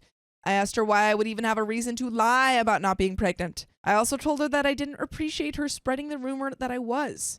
She said she didn't, and I asked her why I got texts from family members inferring I was. My mother said she never explicitly told anyone I was pregnant, but a few people noticed I wasn't drinking at Christmas. My mom's reply to them was, I don't know, it's not my place to say. Which I'm betting exactly how I did it. Yeah, how you did it. Yeah. Not my place to say. You should ask her. Which is true for sure, but also very misleading. I was like, oh, come on. You know how people would take that. That was such a wink, wink, nudge, nudge response. I told her there are so many other non-misleading responses she could have used. I could have been the designated driver. I don't like white wine. Maybe I just didn't feel like drinking. Maybe it's my recent health punt. Or maybe it's nobody's business. Bingo. Apparently, it was my aunt spreading the rumor based on my mother's response as to why I wasn't drinking. I asked my mother why she didn't stop the rumor in its tracks, and her response was, I didn't know for sure you weren't. All the evidence was pointing towards it, and maybe you just didn't want to announce it yet. My mimosa arrived. I chugged it. I told my mother I no longer had an appetite, and I went home. No apology then, no apology yet. My mom texted me last night that one of my favorite singers from the 80s just released a new song, like nothing ever happened. I did not respond. And there is a second update. First off, many thanks for your replies in my previous post. You all actually helped me realize this situation isn't actually funny at all. Oh wait, this is all repeated. But you know what never repeats? Episodes that we release with stories just like this, but not the same stories because they don't repeat. And you can find them on Spotify, Apple Podcasts, or your favorite podcast app if you search up OK Storytime. Yep. And for some reason that repeated, so that was the end of the story. Really? Yeah. Do you have any final thoughts? Opie's not pregnant. Opie's not pregnant. Opie handled that very well. Yeah. Opie was like, you know what? Not pregnant, not pregnant, not pregnant. Mom, chug. Yeah. Boom. You get no pregnant. You get no pregnant. You get, like, it's just annoying. And again, if people start texting you again, or your family members start texting you, send a picture of you just drinking a glass of wine. I'm at sushi. Yeah, at sushi, not pregnant. You don't need to give your mom an apology, but she definitely owes you an apology. Absolutely. But that is the end of that story. My neglectful mother refused to take care of me after birth. So I cut them all off. Cut him off. Get him out of this. Snip, snip. So I, 28 female, am 30 weeks pregnant with my first child, and I am about to move to another state. And my mom has this thing where she takes care of my siblings when they give birth until they recover. She's done it for my older sister and my brother's wife, so I thought she would do the same thing with me too. By the way, this comes from user gold_goal217, and if you want to submit your own stories, go to the r/OK Storytime subreddit. So, a week ago, she told me that she couldn't because it is too far away. Well, that's a bummer. We got into a fight about the whole thing, and I told her to get out of my house. And now, we are not talking. Oof. Before you judge me and say that my mom isn't obligated to take care of me, I will tell you that it isn't about my mom taking care of me. It was never about that. I am that one child in the family who nobody really cares about. My parents always claim that they love and treat us all equally, but man, is it obvious that they love me a little bit less than the others. Yeah. It's just the blatant, favoritism and OP not getting the equal treatment. I think you're the middle child. I always thought that maybe I'm adopted, and that's why they don't care about me that much. Well, I'm wrong, because I'm 100% theirs. It is always about how my other siblings are doing, or how my mom and dad are suffering, but it is never about me. It was never about me from the beginning. I'm rarely celebrated, even if it is supposed to be my day. My birthdays. They rarely celebrated because they forgot. Or they just threw everything in the house and called it a birthday. High school graduation? Nope. My parents have already wasted a lot of money for my big brother's college graduation party, so they can't do that, but they won't make it up for sure. No, they won't. Do you think that ever happened? I will give you a minute or two. If you guess no, then congrats. You guessed right. Yay! They shared the wedding expenses of my sibling's wedding, but since my husband came from a good family, they don't have to share wedding expenses. I've always been the therapist who listens to my mom and dad's rough day, or the one who needs to help my mom because my older siblings have a lot of schoolwork to do, or because my younger siblings are too young to do that kind of work. They will always tell me that I am a good daughter, but I'm never the one who they brag about to their friends. I did everything in my power to make them proud, but my achievements will always be below my siblings. I have tried to talk to them about how I feel multiple times before, but the only thing I get is a hard scolding about how I was getting spoiled. I hated my life until I got out of that house, but I never had the courage to let go of them, thinking that they would change. Well, my mom just proved me wrong. Mind you that my older sister lives a whole freaking ocean away from us, but mom decided that taking a 10+ hour flight to another continent twice was not hard at all. But all of a sudden, taking a 4-hour ride to my home was too much, especially when I am in a place where I don't know anyone except my husband. I'm so effing tired of them putting everyone else above moi. So, I will make things right between us until I leave, because I don't want to end things on a bad note. And when I get to my new house, I will just cut all contact between us. I don't think that I have any energy left to do all this crap anymore, and besides, I have my lovely husband with me, so I will be alright and build myself a new family where I am truly appreciated and loved for who I am. Exactly. It's found family. Yes. And a note, and I did call it, I am the third out of 5 children. You are pretty much the middle child. My younger siblings are twins. You are, again, the middle child.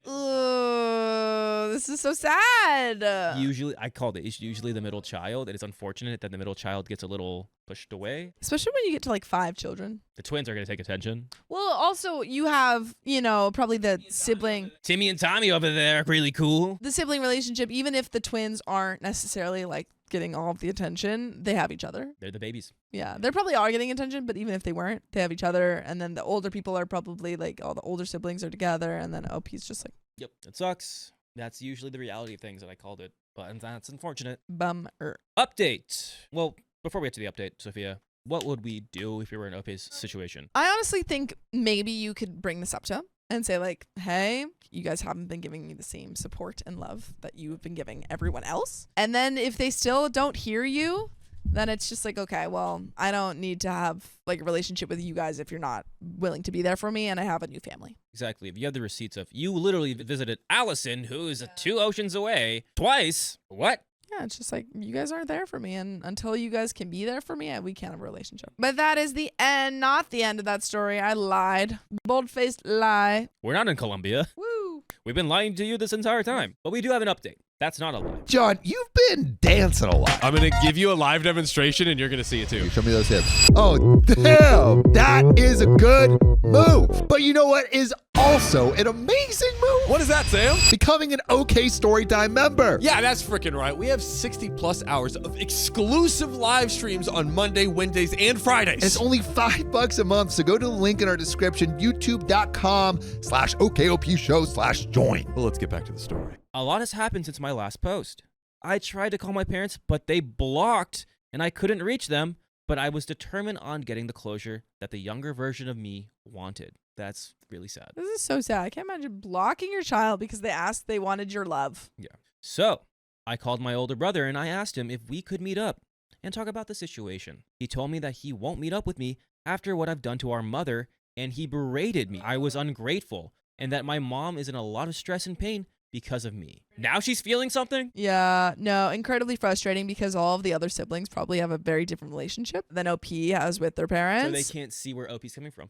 They just think OP's being a brat, which you're not. I told him that it wasn't fair for him to just assume that I was the villain, and that he couldn't even understand my point of view because they didn't treat him like they treated me my whole life. He knew that they treated me like their personal chef, maid, and therapist for years, but they couldn't even give me the love and attention that I wanted for once in my whole dang life. He basically screamed at me through the phone that I was a piece of trash for saying that, and that mom and dad treated us equally, but I was just a dang narcissist who can't think about anyone but myself. I tried to talk, but my emotions got the better of him, and I started breaking down on the phone, and he hung up on me. I even started asking myself if I was really the narcissist that my family seemed to think of me. But my husband came to the rescue and helped me through all of this, but the doubt that maybe I was in the wrong still lingered in my head. I guess my brother told my parents that I called him because Dad called about 2 days after that and asked me to meet up at their house. I was about to say no, but I couldn't because his voice was filled with remorse.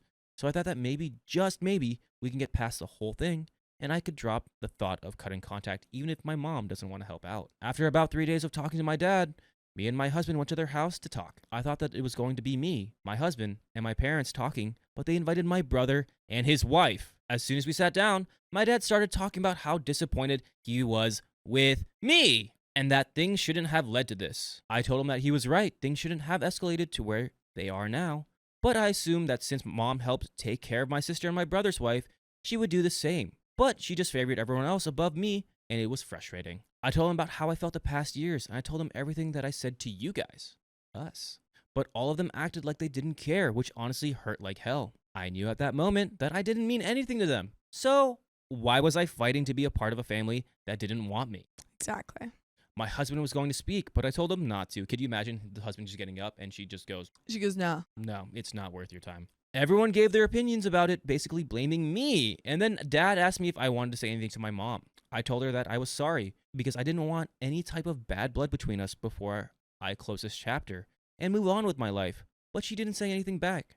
And Dad said that we needed some time cooling off and setting some boundaries. And I guess that was it between us. And by the way, between us, we got more episodes with stories just like this. Yeah, between the two of us, we got tons of episodes for Between you. all of us, but especially between just Guys, us three. between us, Between us three. we got more episodes. Just go to Spotify, Apple Podcasts, or wherever you get your podcast app, and search OK Storytime, and we'll be right there. But there's a little bit left of this story. And Sophia, I think we already know what we're going to do here. Yeah. We're going to leave. Yeah, you had the talk, which is what I said, and it didn't go well. It didn't give you, they didn't respect you in the way that they should. So now it's time to say, okay, well, if you guys don't want me here, then I'm going to go. Easy bye. Bye. Bye. Yeah. So let's go ahead and finish the story. OP, you already know. You said your last words. You did what you needed to do. There's no reason to be with this family because they're not even your family.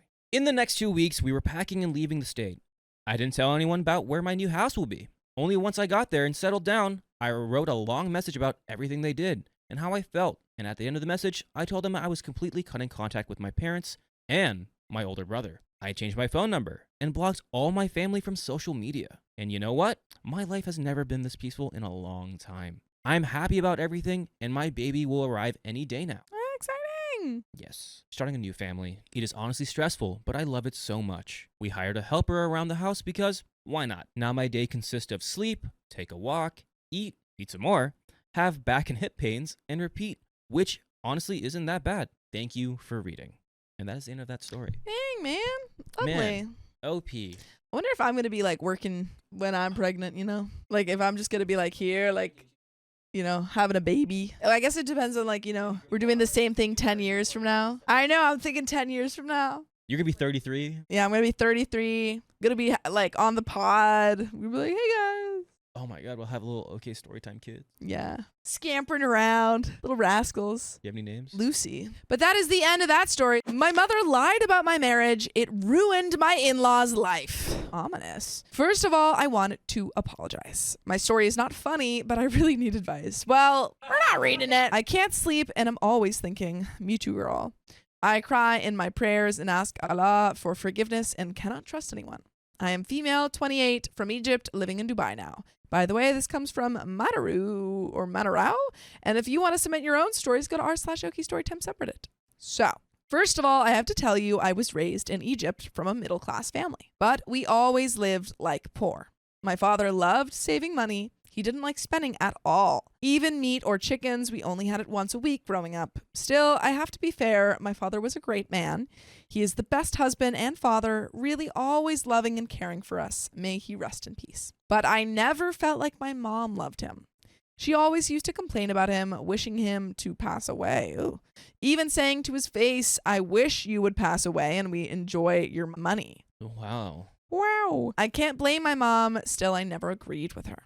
After he passed, she bought us a new home in a fancy neighborhood in Cairo and tried to fit in with that community. But it was always as clear as the sun that we don't belong there. I got married to an Egyptian guy from a very rich family. He was born and raised in Dubai, arranged marriage. His father is the sweetest man ever. I call him father, and I really feel like Allah gave me this man, replacing the hole in my heart after losing my dear father. Even his mother is a really nice lady. She's so classy, and since my marriage 5 years ago, she never put her nose in our business or anything. Even though we live in the same street, she taught me how to eat, dress, and speak like a Dubai lady. Me always asking her what is her opinion, and she gives me her comments in the nicest way possible. This is lovely. I'm a little worried based on the title, but yeah, it seems like this is really great. Now, where is the problem? And there we go. Since the beginning of my marriage, I was unable to get pregnant. We waited for almost 2 years, which is a long time for a Middle Eastern family. Finally, when we visited, me and my husband discovered that I have issues and need to be treated. My mom called my husband from Egypt and asked him not to tell anyone about this, thinking that people might think less of me. We're not in Egypt anymore. No one has this mentality here. She was so scared that he might divorce me for this reason and she would lose all of this, but deep inside, I know he would never do that. He took me to the biggest hospitals all over Dubai. Later on, I got to know that when people asked her about my pregnancy, she used to lie and tell them that my husband had issues. Crazy. Which means people will think less of him now.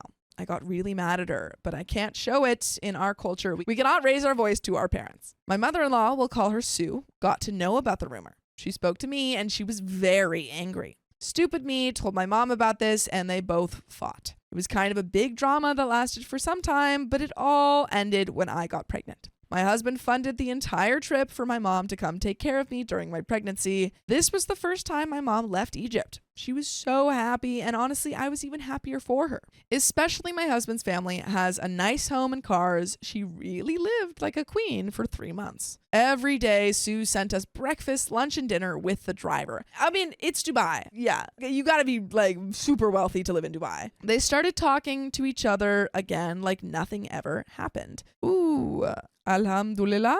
I have a very beautiful baby girl. She is a gift from God. Sue's friends wanted to visit me to give gifts and pray for the baby. That day, my mom insisted she would cook Egyptian local food for them and show them the actual Egyptian culture. They came and left, we had fun, and everything went amazing. In the evening, Sue called me to check on me. My phone was on speaker, and my mom was next to me as usual. I asked, how was the presentation and everything? Sue answered, the food was good, but I have a comment. Next time, wipe the dishes and glasses. You cannot give people wet dishes, but it's okay. I guess they understand your mom used to live in the village and she's doing the best she knows. Oh. Ooh, no, Sue, that's messy. Girl, that's petty. You don't have anything nice to say, just don't say it. Now, I know this was rude, but believe me, I know Sue very well. She doesn't mean anything bad, and if she knew my mom was hearing that, she wouldn't have said that. We don't need to fully forgive that. That was just own up that was messy. She shouldn't have said that. After closing with Sue, my mom started shouting, saying, why do you allow her to talk to you like that? And she raised her voice until my husband woke up. The moment she saw him coming down, she started crying, telling him, please book my tickets. I'll go back to the village.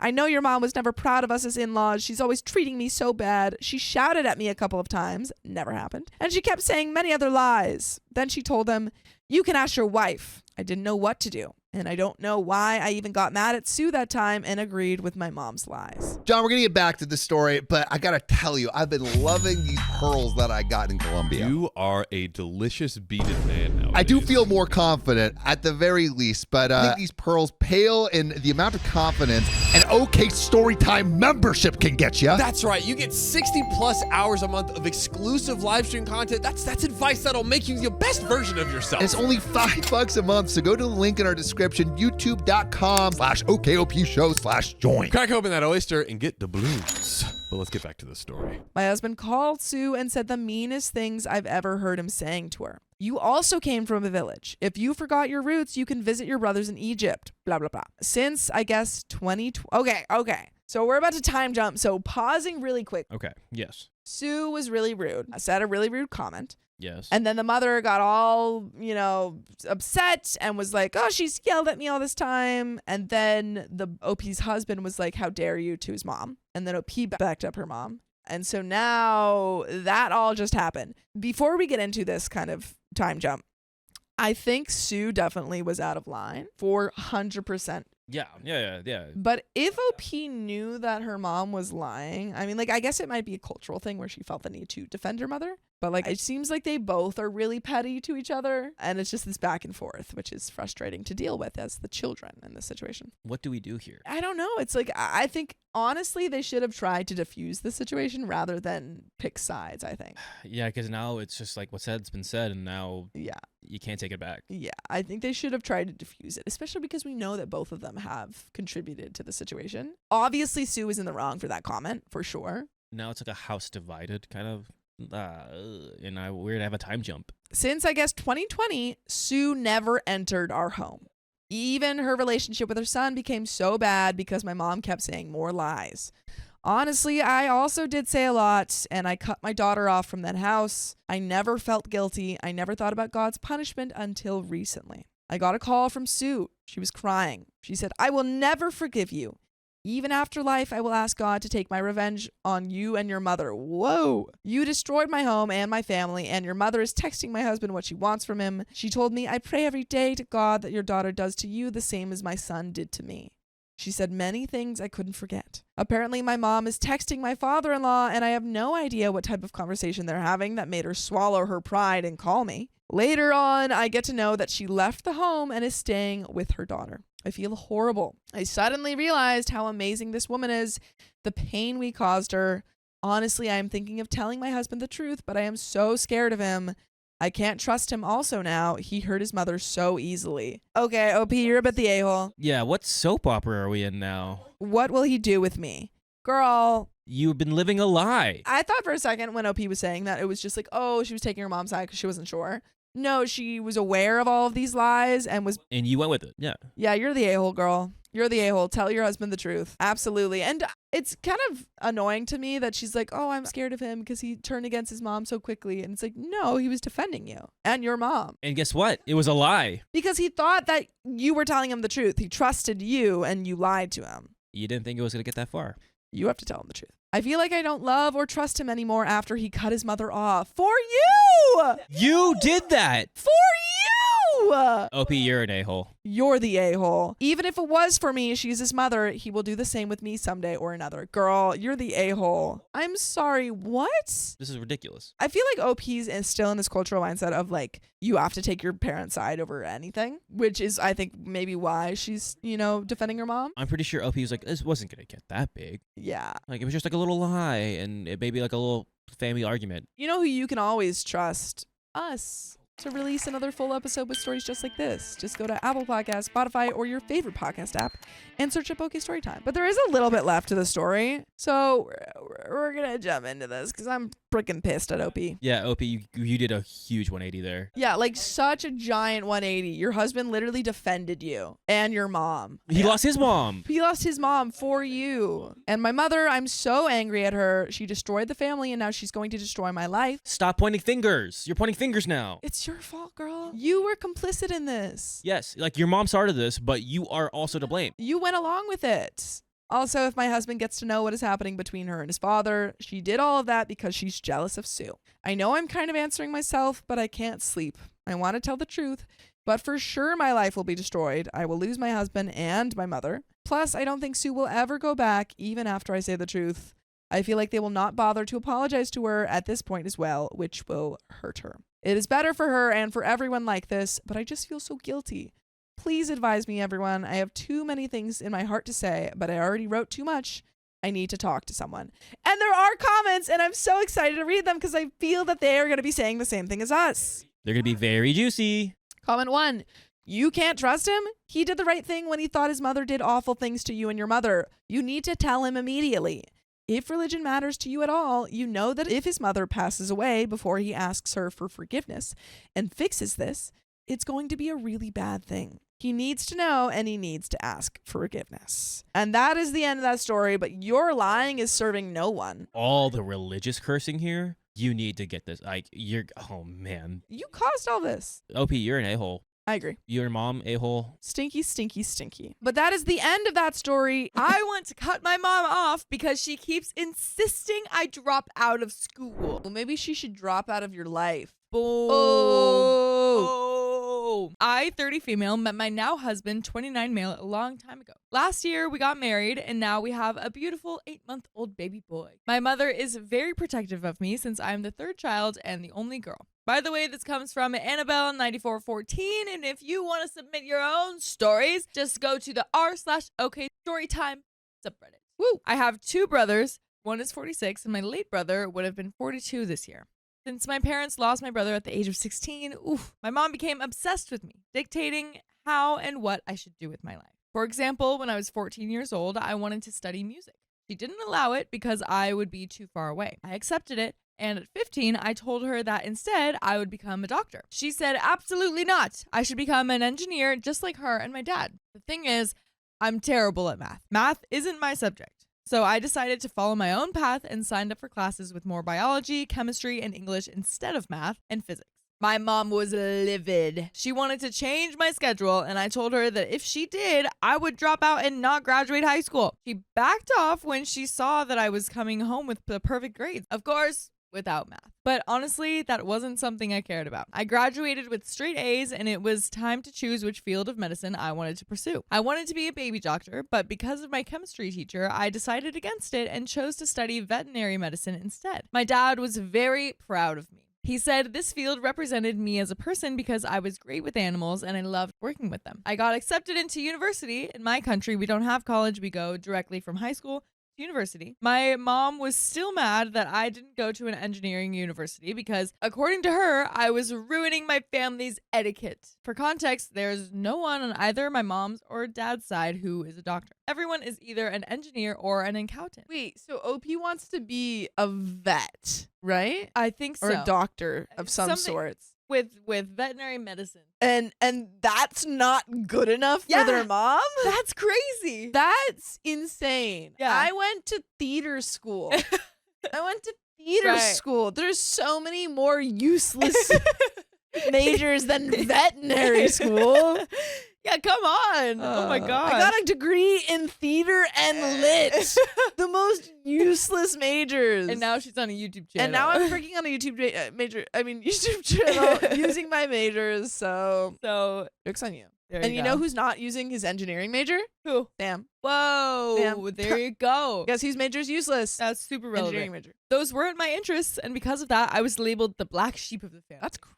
How dare you? How dare you become a Shame doctor? for being in medicine. Everyone knows doctor. It's are just incredibly shameful. Shame. During my studies, which lasted 5.5 years, I was a dedicated student. I had no absences and attended every lecture. My professors loved me because they saw how ambitious I was. Well, all except one. This particular teacher constantly mocked me in front of my colleagues and other teachers. He insulted my looks and told me that I would never be able to save any animal's life, that I would unalive my patients. Oh my goodness, that is brutal. Meanwhile, he was just an anatomy professor with little to no hands-on experience with animals, aside from those he worked with academically. His subjects, there were 2 anatomy courses, were the only exams I had left before graduation. But guess what? I was forced to change universities because of him. As long as he was teaching, I would never have graduated. That wasn't a problem for me because by then I had moved in with my husband and the new university was closer to where we lived. Remember my mom? Yeah.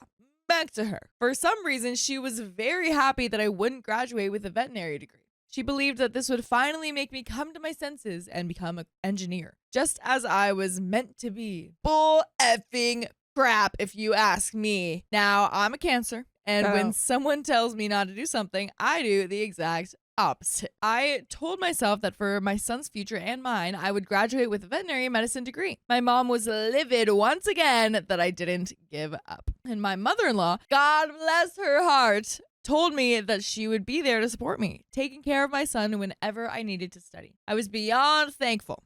She is an amazing person. Meanwhile, my mom was furious that I was so far away, a 4-hour drive, and that she couldn't see her only grandchild. Never mind the fact that my brother has 3 kids, my 22-year-old nephew, my 19-year-old niece, and my 7-year-old niece, as well as a 2-month-old puppy. I wasn't able to pass my exam on Monday, January 27th. It was a sad day for me, but my husband and his family were my ultimate support system, reassuring me that I would pass next time. It wasn't my fault. I had to take care of my son while he had the worst fever. But what did my mom do? She called me, berating me for being reckless, accusing me of not taking anything seriously, and telling me that I couldn't even properly care for my son. Whoa.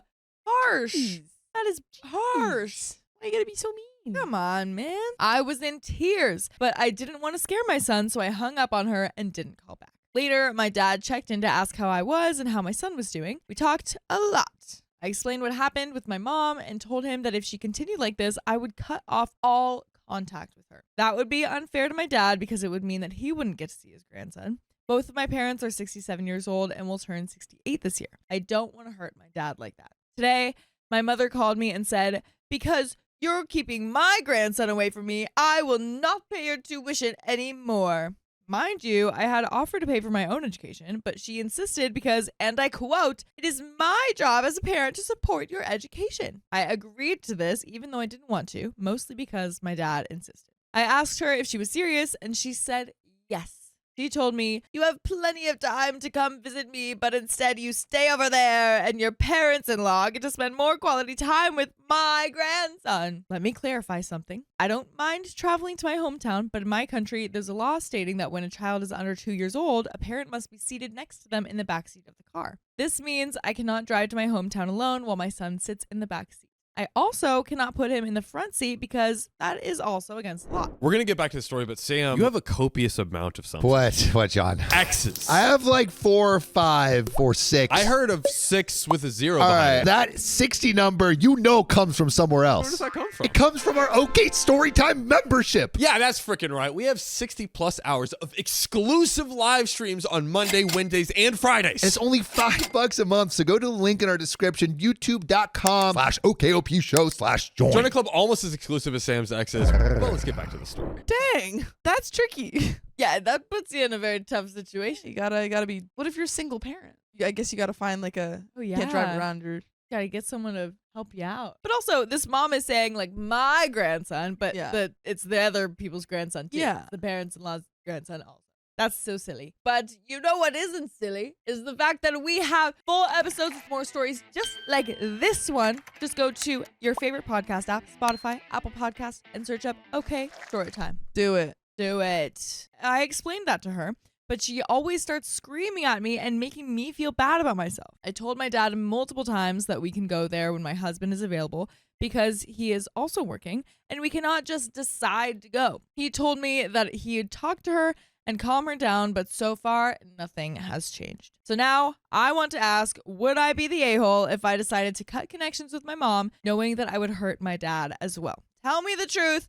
I will take any judgment. Thank you for reading through all this. I am sorry for the long post, and there are some comments, but before we get to those, what do you think? Is OP the a-hole for deciding to cut connections with the mom? No, your mom sounds crazy. Yeah. Sounds intense. You're trying to parent. She's also still trying to like make you have an engineering degree. Right. That's still happening, I'm assuming. That's so weird. Yeah. Yeah. Just weird energy from your mom. Yeah, super weird. I wonder like if OP can talk to the dad about like talking to the mom and being like, can you just talk some sense into her because she's going crazy and making me crazy. Yeah, because that literally like she wouldn't be able to go down there alone. Like that's just the facts. That's the law. The law exists. Exactly. You can't do anything about that. Exactly. But let's see what the comments say. Comment number 1 says, I don't think you would be the a-hole. Your mom is being really toxic about the situation and seems like she's entitled. You're an adult. You have your own life and it is not right for her to control you. And in respect of your dad,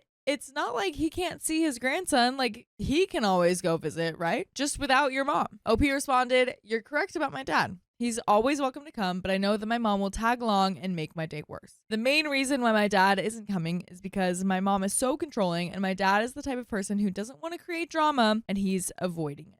And that is end. Woo! Yeah, it sounds like with how crazy the mom is, the dad would not be able to go alone. And yeah, she would just be like, you can't, if I can't go, you can't go. You'd make a problem. Absolutely. But you know what is a problem? What's a problem, Sophia? It's over. It's over. Do you know what's not a problem? What? There's another one. No way. Yeah, way. Stay tuned. My mother's favor my sibling over me, so I told her she's my second favorite parent. Ooh. Ooh, yeah, now the shoe's on the other foot now, huh? Gotcha, Mom. I, 21 female, have some problems with my mom. It's not that I don't love her. I truly do. But her behaviors make it really hard to get along well with her. By the way, this comes from Recognition Civil 9796 on the r/OK Storytime subreddit. And if you want to send in your own stories, go to r/OK Storytime. Throw those bad boys in there. Oh, yeah. It's mainly because of her favoritism towards my grandma and uncles. She cares about them too much at this point that she had no qualms about cutting down my expenses in order to save my uncle some extra cash he can spend on booze. Initially, my mom's obvious favoritism wasn't that much of a big of a deal since I pretty much got used to it, but it always irritated my dad. He was considering getting divorced because of these issues, but I convinced him not to because I still loved my mom and wanted her around. However, another big problem with our relationship is my brother, quote unquote, 25 male. We're not related because he used to be my mom's student when he was in high school.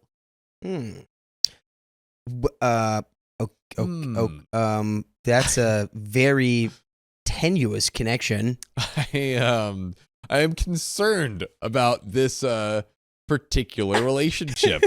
Well, I was fond of him back then since he's always been nice to me, but I never saw him as an older brother. He was just one of my mom's many students for me, not something necessarily special. Oh, it's special, all right. But my mom loves him so much that she says he is her son. Does that mean that she is his mommy?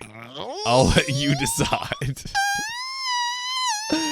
He's not even legally adopted or anything. He has his own parents, but he just happens to have this mother-son bond with my mom. And whenever he finds a chance to visit us, my mom makes sure to fling in my teeth that he is the child that she chose. This situation enraged my dad even further, and they fought a lot due to this. But each time, my mom brushed it off and ignored my dad. And I didn't see the point in arguing further since she is not the type of person who admits her mistakes. Hey, shout out to awareness. Instead, I decided to follow a different strategy. I've always been close to my dad, whether my mom was there or not. Therefore, I decided to emphasize that I love my dad more than her. I did it several times in a joking way, like, here's my second favorite parent. What's behind door number 2? The parent I like less than the other one. Her door number matches her ranking in my rank. That's right, because she's number 2 and she stinks like one. Oh, God. All the 2s. When I went to greet my mom after I returned from college, she didn't like that at all. And yeah, I know it's wrong for me to say that, but I enjoyed making her upset. So I did it a few more times. But the last time I did it, she burst into tears. I wasn't expecting that reaction at all, and it kind of feels like an emotional manipulation tactic to make me feel guilty. But regardless, it caught me off guard, and I kind of feel bad now. I could use some advice here. So am I the a-hole? We have an edit, but just real quick before we get into it, is OP the a-hole? OP, I think you guys have competition. You need to start working up to, okay? You need to start being better than this guy. No, okay, clearly no, but it's like, what's going on? I don't know. This would be so weird. I really don't know what advice to give. I don't know whether you should just like maybe just stop caring. I don't know if that's reasonable to even like say about a mother-child dynamic. Like, she's giving you a good reason to stop caring as much. Clearly, I got nothing. This is so weird. Let's get into this edit. So I feel the need to make this edit since many people got confused about one thing. I was 12 years old when my dad was considering a divorce. It's not recent. It's not like I was a grown booty adult who forced my dad to be codependent in a toxic relationship. With that being said, my parents are in love with each other. They've been married for 24 years and they still go on romantic dates regularly, buy each other fancy gifts, and they're still affectionate with each other. I knew this as a child too. That's another reason why I didn't want them to get divorced. My dad loves my mom dearly, yeah, but he was ready to set boundaries for my sake, and I felt guilty, like I was ruining their relationship, and I'm glad they're still together. They're preparing for their 25th anniversary within a month. Hope that clarifies this.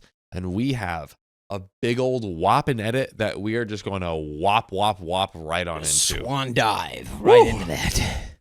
I wasn't expecting to make an update so soon. But a lot has happened, which left me even more tired and confused. This morning, the gift that I bought for my dad came. He wanted to buy a smartwatch, but thought they were too expensive. Therefore, I was saving my money to buy him a nice one. I ordered it last week and wanted to surprise him. I received the watch this morning and I gave it to my dad. And he just stood there, frozen for a moment, and then hugged me tightly and thanked me repeatedly. When he finally let me go, I saw my mom's face. She was tearing up. She said she deserved to be treated with love like my dad. Did she actually forget at this point?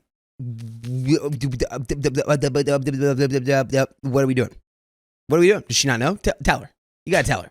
Yeah, how has she not been told yet? Tell her. Even implied that I just bought this watch to make her jealous of my dad. I explained to her that that wasn't my intention and showed her the exact date that I ordered the gift. She calmed down a bit after that and she apologized for the assumption. Then she explained that she knew she wasn't perfect, but still loved me deeply. It was hard to believe her considering the stark contrast between her kind treatment towards my grandma, uncles, and brother, quote unquote, and her cold treatment towards me. I told her that exactly, and she apologized again and promised to be better. I wanted to believe her, I really did. But after all those years, it no longer mattered. Maybe I'm being too harsh, but I'm not that little girl who desperately wants her mom's affection anymore. I still said I would appreciate it though. She hugged me tightly and said she loved me more than everyone else, which made me tear up a bit. I'm not gonna lie. I told her I loved her too, which is true, and I really do love her. But after everything, I'm not sure if I want to be close to her anymore.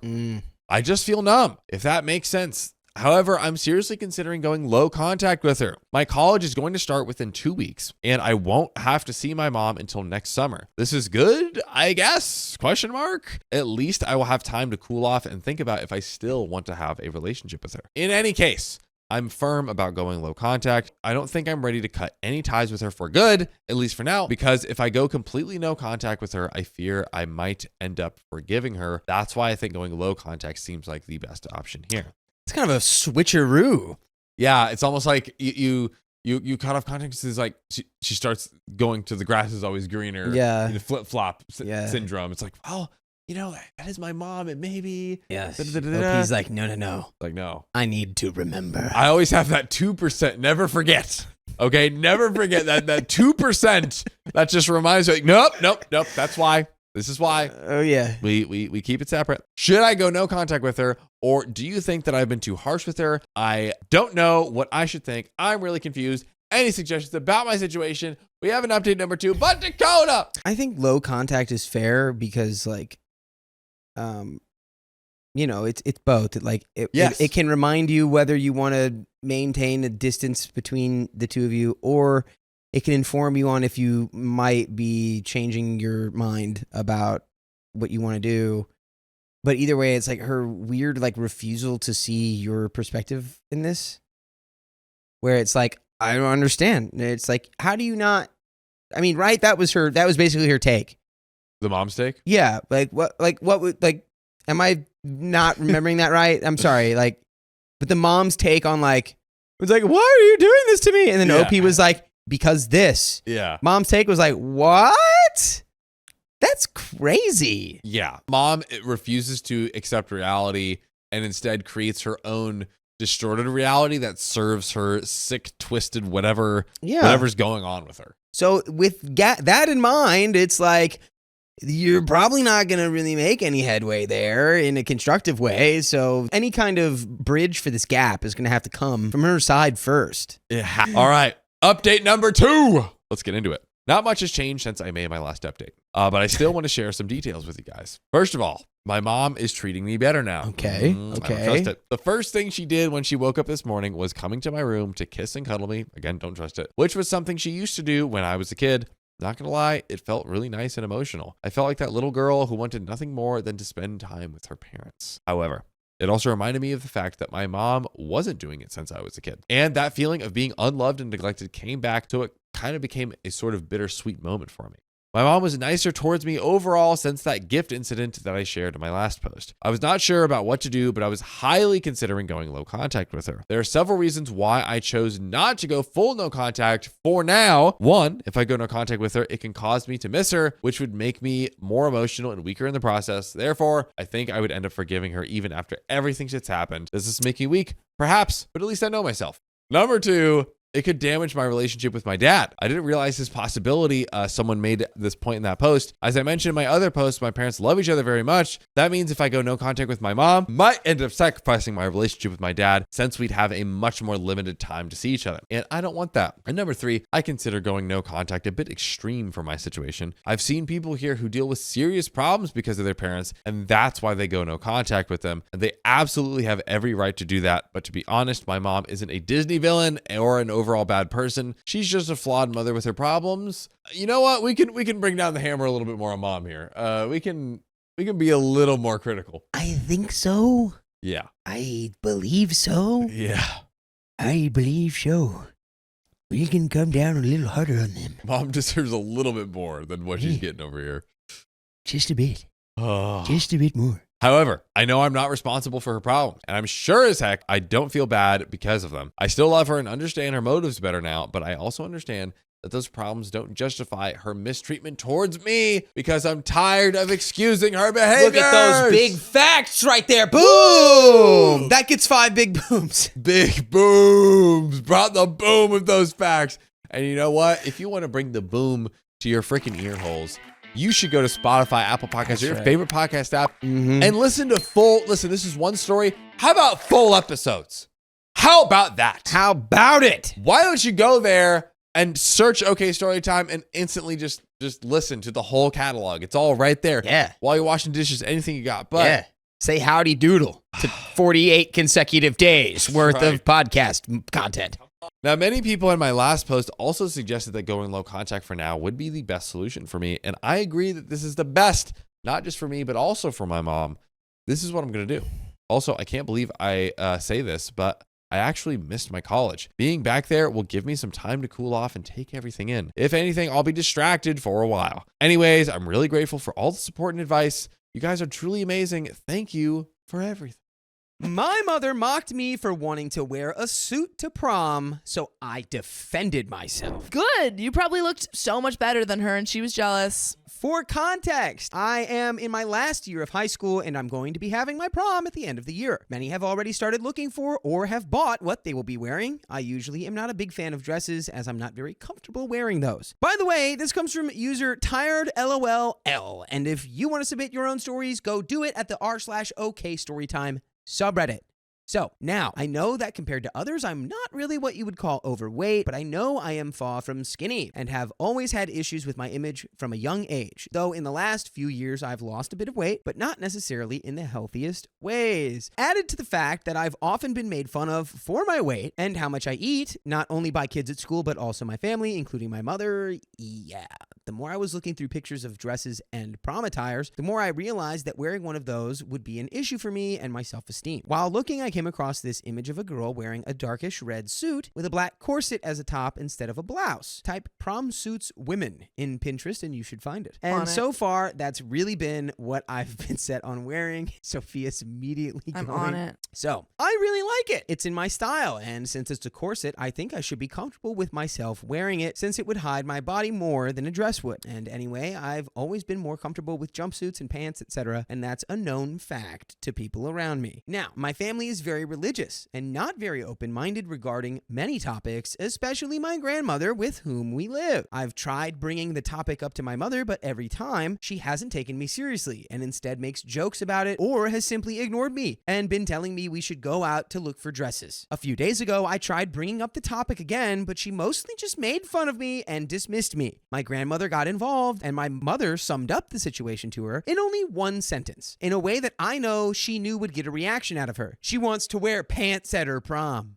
You know what? That is the weirdest thing about like really conservative Christianity to me. Yeah. Women can't wear pants. Yeah. Like literally, like it's really a thing. silly. Like it's weird. It's strange. It's not even like it's the first time she has done something like that. She often tries to manipulate the situation to get my grandmother on her side and make me look bad in front of her because she knows how much my grandma loves me. Unfortunately for me, it works. Let's just say it wasn't a fun night for me, but my mother, oh, she was all smiles.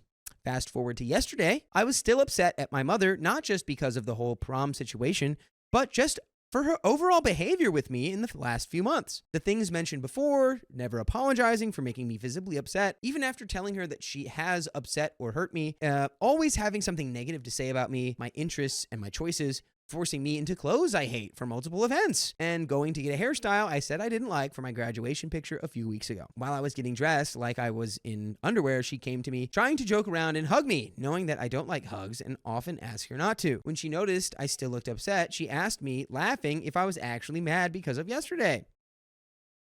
Why are you so bad at being cool? You're really bad at being a parent. Why are you so bad? You should go to school for this because you need to learn. You need to learn how to do it because you're doing a pretty poor job. Now, I usually never tell her much about how I feel because it always turns into her yelling and insulting me and me standing there and taking it. But I don't know, I guess I'd had enough of always keeping everything in just to not have to endure another one of her lectures. I tried staying calm, explaining that it wasn't just about what she had said and done the day before, but just what she says and does in general and how it's affecting me. How anytime I try to show something I like, that I'm proud of, that I want to do, she always has to put it down. But of course, I'm so sensitive and emotional that I started tearing up, making things worse, I guess. She then started going on this whole angry rant about how she can never say anything to me and that I'm so sensitive and always taking things personally. She said that for the suit thing, it's that when girls wear suits, everyone knows that it's because they're lesbian.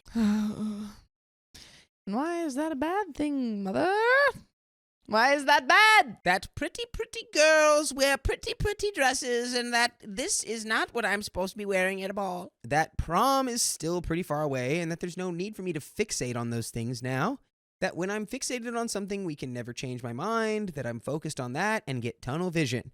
That because of that, she can never say anything and never have an opinion and that it's like I want her to be a mindless, opinionless mother just there to satisfy and support my every desire, idea, and fantasy. Hey, dude, go ahead and look in the mirror. That's what you're doing right now to your daughter. Ding dong, ding dong. Yeah, this mother is just like so frustrating. So, in my head, I'm just asking for basic respect, which is true. But maybe I'm just wording things wrong and didn't express myself correctly. No, it's not your fault. After a few moments, I started hearing her from the kitchen sniffling. Oh my God. I started feeling bad because I thought she might have started crying because of me and that what I said probably started weighing on her or something. I don't know why I thought it would help, but I thought that talking about my image problem would help ease things and at least explain why I don't want to dress. I don't know if I thought that changing the subject would do something or just trying to justify my choices and views is what I was doing. I don't know. About halfway through saying what I had to say, I started crying again, and I was honestly just feeling so helpless, especially with the look she was giving me, like she couldn't bear to listen or even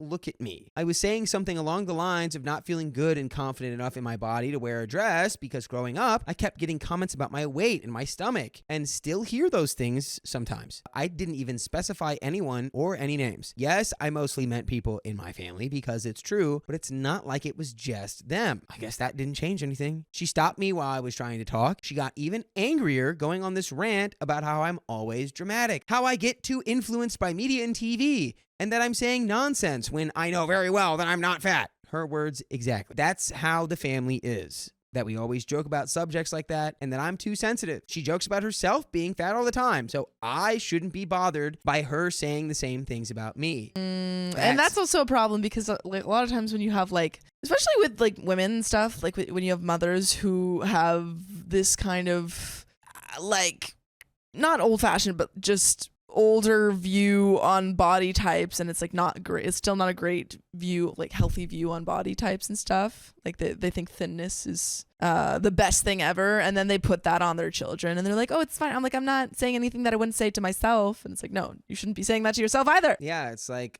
we both need therapy, Mom. Yeah. She says that it's like I want to create stories and make up problems and issues for myself, like I have some kind of main character syndrome and a lot more. We're gonna get back to the story, but Sam, you have a copious amount of something. What, John? X's. I have like 4 or 5 or 6. I heard of 6 with a 0 All behind right, it. that 69 number you know comes from somewhere else. Where does that come from? It comes from our OK Storytime membership. Yeah, that's freaking right. We have 60 plus hours of exclusive live streams on Monday, Wednesdays, and Fridays. And it's only $5 a month. So go to the link in our description, youtube.com/OKOP show/join. Join a club almost as exclusive as Sam's X is. Well, let's get back to the story. She started talking about how I'm making her out to be the bad guy when she's a single mother always doing the most to spend money on me and my brother and listening to our problems when needed. But that if she's such a horrible, terrible mother, then never mind. I Not love the weaponizing classic that. line. Not the classic, oh, if I'm such a terrible mother, why don't you get another one? It's like, I'm no, Mom. such a I wish I terrible mother. could. Can you just stop calling me fat?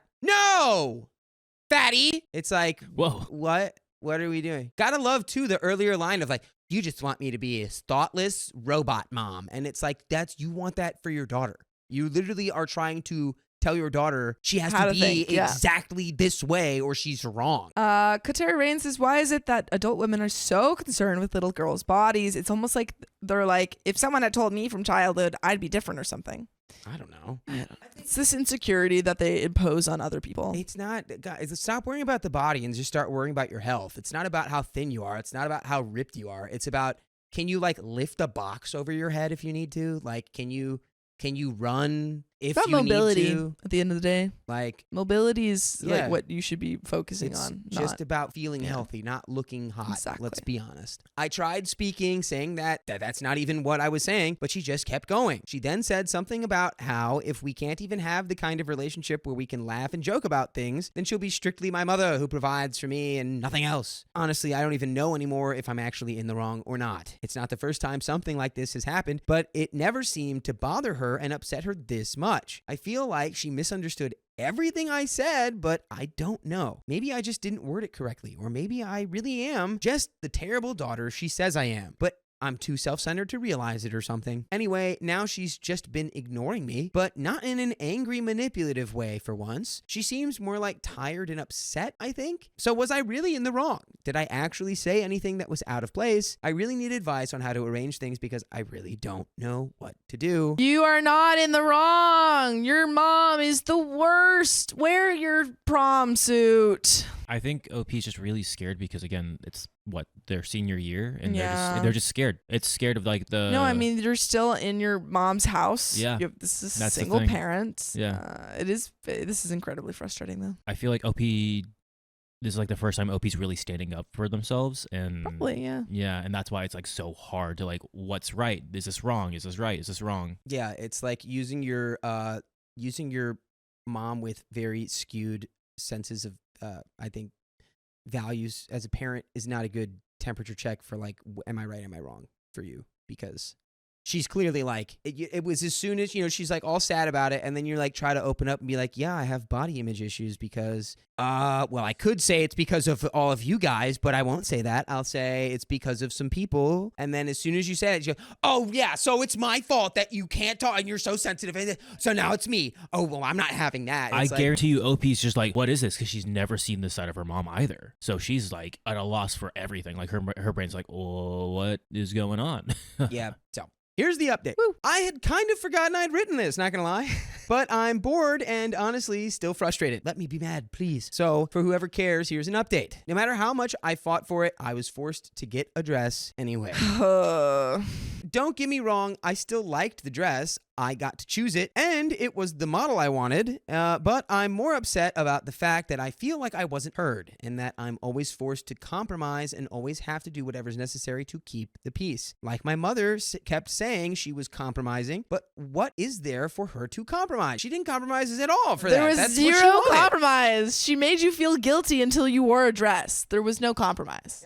Feel like this was my moment, and I should have been able to dress how I wanted. Instead, apart from the dress, though she did express that she didn't love it exactly, she had a say in every little aspect of my outfit. I wanted pearls, but she felt it wasn't fitting or cute or pretty enough, and she kept just making little comments and sulking and pouting until I gave up and lied, saying I didn't want pearls anymore and that I'd just get diamonds. I wanted simple black platform heels because I didn't want my shoes to be too much, and I wanted the shoes to be something I could wear even after prom. She said those weren't elegant or classy and wanted me to have shiny silver high heels.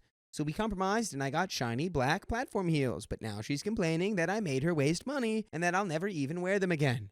I wonder how this could have been avoided. Yeah, I'm sorry. OP wouldn't have worn the shiny silver heels. What is this? This Again, logic is crazy. This is just something that you'll learn when you get older. It's really hard right now because you're still literally like in high school. But like as you get older, you'll just learn that you don't actually need your mom's input on anything. Yeah, it's just hard when you're living under. I wanted to get bohemian braids. I am a black girl, but my mother said it wasn't elegant and that braids are not made for fancy events like those. Instead, she wanted me to straighten my hair. But that was literally the one thing I wanted to stand my ground on because I just didn't want to have straight hair. After weeks of protests, the only compromise I got were curls and waves. There's a few more, but I'll spare the details because 1, this is already getting longer than I thought, and 2, I doubt anyone will actually read this. That's where you were wrong. And by the way, if you want to be elegant, you can listen to full episodes with stories like this. All you need to do is go to Spotify or Apple Podcasts or wherever you get your podcast from. And you can be real elegant. And you can be real elegant when you type in OK Storytime and you listen to 47 consecutive days worth of podcasts. So many days. And we can all wear suits. Just, We'll you know what? I did see a pretty cool suit at the store, but it was very expensive. It's time to start saving. Honestly, all the arguing and the stress this was causing just had me wishing prom would arrive so it would end faster. In the end, I was still pretty happy with the look, but a part of me can't help but feel kind of upset and kind of disappointed. But I don't know. Maybe I just care too much, I guess. Anyway, thanks to anyone who reads my post or answered to them. I appreciate it, and we appreciate you. And there is an edit just to complain some more because I remembered something else. Some of the things that I wanted, like gloves and pearls and a black dress, were things that she got herself for her own prom back then. And whenever I would bring that point up, she'd say, exactly. It should be more modern instead of taking things of the past. Or as a joke, she'd say I wanted to copy her. But as soon as I strayed from stuff she liked or approved, she'd complain, I don't like anything she likes. Ironic, isn't it? That's so weird. And that's she's like the nonsense thought loop. It's the narcissism. She's like, oh, you're trying to copy me, but also you can't do anything differently from how I want it to be. It's the nonsense narcissistic thought loop where it's like things are not lining up correctly mentally. No, and then when you're like, hey, that doesn't make any sense, she's going to go, oh, so you hate me and I'm the worst mom on earth. But you're going to move out soon, hopefully, and go to college. And you get to leave her behind and realize, oh, wow, that's not an okay way for my mother to treat me. I took care of my mom all by myself, but my sister's getting all of her savings? Does she know that your sister's not you? I think there was a mix-up. Are you twins? My friends tell me I should give up on having a relationship with my sister. Should I?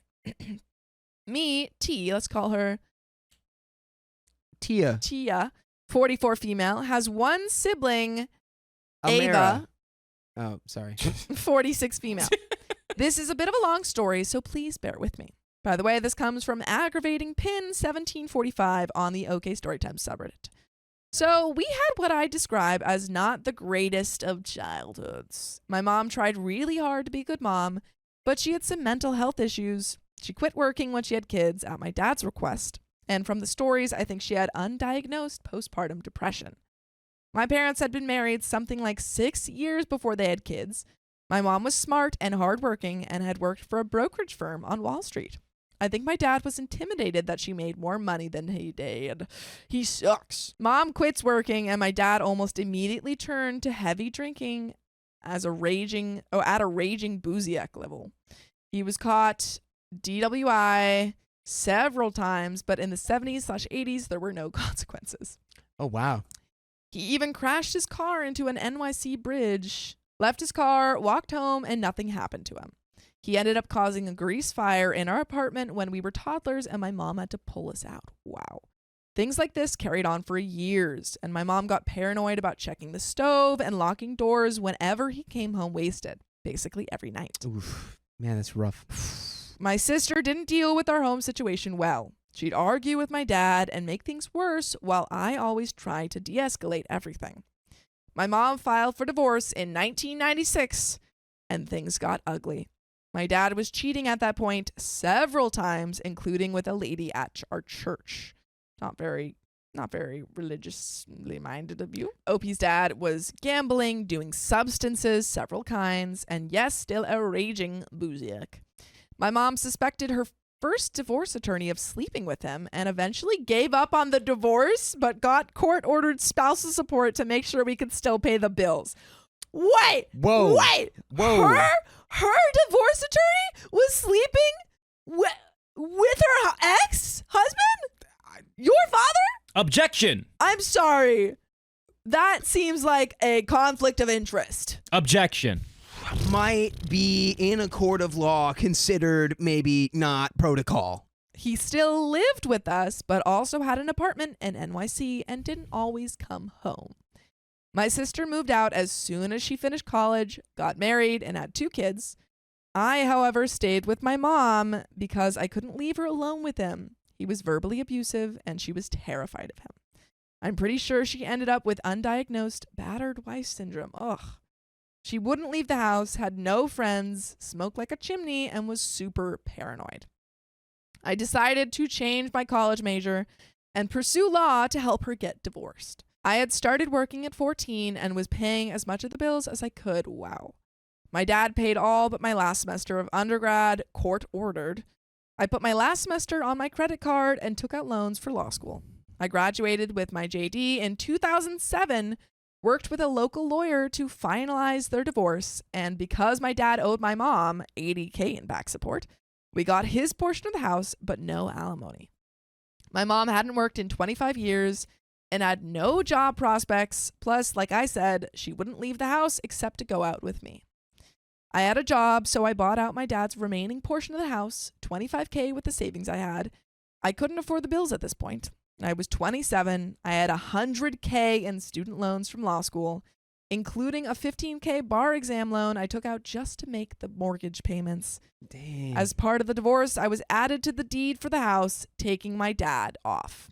I got our first foreclosure notice a few months after my dad moved out. I had been working for years full-time while in school, so I had a 401k that I cashed out to make my mortgage payments. When that ran out, I sold my eggs twice for $18,000 total in cash. At the time, you could only donate to age 30. Not sure if that's still the case. I was working, but seriously drowning in bills. Wow. To the point where, I mean, like, it's not abnormal to sell your eggs, or I don't know, like, you can sell plasma and stuff, but like to get to that point where you need to do it. It's like a necessity. That's pretty extreme. Yeah. My mom didn't have a job, but I had the idea to refinance the mortgage and use the equity to consolidate all of my debt into it. I couldn't pay the mortgage, student loans, utilities, food, etc. without consolidating. It was just a matter of time before we lost the house.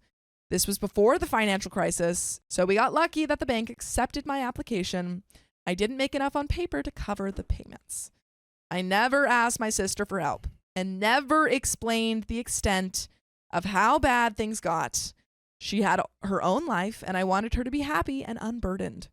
Fast forward to 2015, I got married in May at 34 years old, finally. Congrats. After putting my life on hold for years taking care of my mom alone. I thought I found a partner who didn't mind that I had to take care of her, and he was someone who I thought was my soulmate. 2 weeks after our honeymoon, my mom was diagnosed with stage 4 breast cancer. Oh my She God. needed radiation, a spinal fusion, and weekly chemo. Oh my goodness. I worked it out with my job so that I took her to chemo for 6 hours every Tuesday and worked from the hospital. I paid all her insurance, medical, and prescriptions, which ran me over $15,000 a year out of pocket after insurance. Again, I never asked my sister for help. In 2016, I was diagnosed with cervical cancer. Oh my God. Treating in the same hospital as my mom. The cancer was from HPV, which I got from my cheating husband. Dude, Dude, it keeps what getting is worse. this? break. I don't like this story anymore. What is going on? This can't be real. Despite that, his infidelity wasn't my focus. Fair, you have a lot going on. He had already helped me with my mom for a year, taking her to appointments, ER, etc. without complaint. All of that put a strain on our relationship, and I didn't really blame him. Ultimately, I ended up needing a hysterectomy, goodbye to my chance of having kids, but he helped me through that as well. I forgave him and moved on. 2017 rolls around. My mom quits chemo. She was exhausted, and she no longer needed as much help. My husband then leaves me, moving out of the country to work abroad. He left 3 days before my 37th birthday for what he told me was a 6-month contract. My mom got progressively worse after he left and eventually couldn't be left alone. I got a visiting nurse to come 2 times a week while I ran errands, and my job let me work from home. My mom passed away in April 2018, and my husband didn't come home, even though the 6 months had passed, and instead his cousin was my support and helped me pick up the pieces of my shattered life. My mom was a handful, but I loved her and wanted to see her happy. She shouldn't have passed away so young at 68. Before she passed, my sister Ava, who is the reason for this story finally coming in, came to visit. Only the 4th time in 18 years. Oh, God. During that visit, my mom planned to give her all of her savings, approximately $85K, which was her accumulated Social Security payments, which I never dipped into while taking care of my mom alone. It made my mom feel better that she has a safety net if something happened to me, and I didn't want to take that from her. I was fine with this plan since I would inherit the house that I've been paying for since 2007. During my sister's visit, Ava started going through my mom's things to identify things she wanted. My mom was aware of this, so it wasn't a big deal. I'm sorry, she was going through your mom's stuff while your mom was alive? Yeah, this is this she is is such a I'm such a monster. tangled up knot of emotions right now. This sister is terrible. But like I'm starting to get Angry. But then she started throwing things away that she didn't think were important, but they were important to my mom, and she was still alive. My sister would bag up things and put them in the garbage, and I'd go down and take the same things out at my mom's request. The final straw was when I overheard Ava telling the social worker that came by weekly to check on my mom that I was borderline abusing my mom because I was feeding her expired condiments. Needless to say, I lost my crap. I ate the same food as my mom, the same food I cooked in between working full-time and taking care of her. Dude, I was immediately scared out of my wits that the social worker would report me and send my mom to a home. Not my proudest moment, but I screamed at my sister that she shouldn't inherit any money and that mom should leave everything to me since I was the only one who took care of her all of these years. I was just angry. I didn't mean it, but it's true. It's true. It is. It is true. 2 or 3 very tense days later, I told my mom to write a check to my sister minus $12K for her most recent medical bills. I was at the time about $30K in debt because of said bills. My sister cashed the check the next morning in apparent worry that I'd tell my mom to cancel it. Ava also said during the arguments that my husband probably left me because I'm such a horrible person and that I shouldn't get the house since all the mortgage was basically my debt. My sister owned 2 houses at the time, a rental and her primary residence, while all I had was the house I lived in with my mom. When I say that she's had the luxury of not having to be the caregiver and was free of the financial burdens of taking care of her mom, she said that I had always been jealous of her. What? I was shocked that this was her takeaway. My sister flew back home, and a month later, the doctors were saying my mom didn't have much time left. I called my sister asking her to visit again, to which she responded that I exaggerated my mom's condition. She passed about 2 weeks later. I paid for the cremation myself and then proceeded to ship my sister, she lives in Illinois while we lived in New York, all the things she had said she wanted from the house at my own expense to the tune of thousands of dollars. I divorced my husband in 2020. He came back home 4 months after my mom passed. We tried to make it work, but I couldn't get past the multiple infidelities. He cheated while overseas and again when he returned. No, I'm for my own mental health. I'm calling into question the legitimacy of this story. I really hope it's not true. I have to tell myself this is not real. I really hope this didn't happen to one person. No one has possibly ever gotten this bad of a break. Please, God. Please. Oh. Fast forward to 2021, my sorry excuse for dad passes away. He lived about 15 minutes from me, so I got the call from the cops. We had 0 relationship since he left in 2007. My sister and I were the only heirs. I was 2 weeks away from moving from New York to Texas, but I did what I thought was the right thing and dealt with the police, cleaned out his condo, and even sent my sister paperwork I found for an insurance policy in my sister's name only, taken out before I was born. He had a bunch of debt, but I found one of those foreclosure house flippers that would take his place off our hands so that neither of us had to deal with it. I didn't ask for any of the insurance. I had the house flipper write a check only to my sister. She has kids, and I thought she'd need the money more than me. My sister was nasty to me, though, the whole process. But I've still tried to be nice since my mom would have wanted us to have a good relationship. Plus, that's nice. I love my nephews, even though I haven't seen them in years. My brother-in-law reached out last year to tell me he and my sister separated. I wonder why.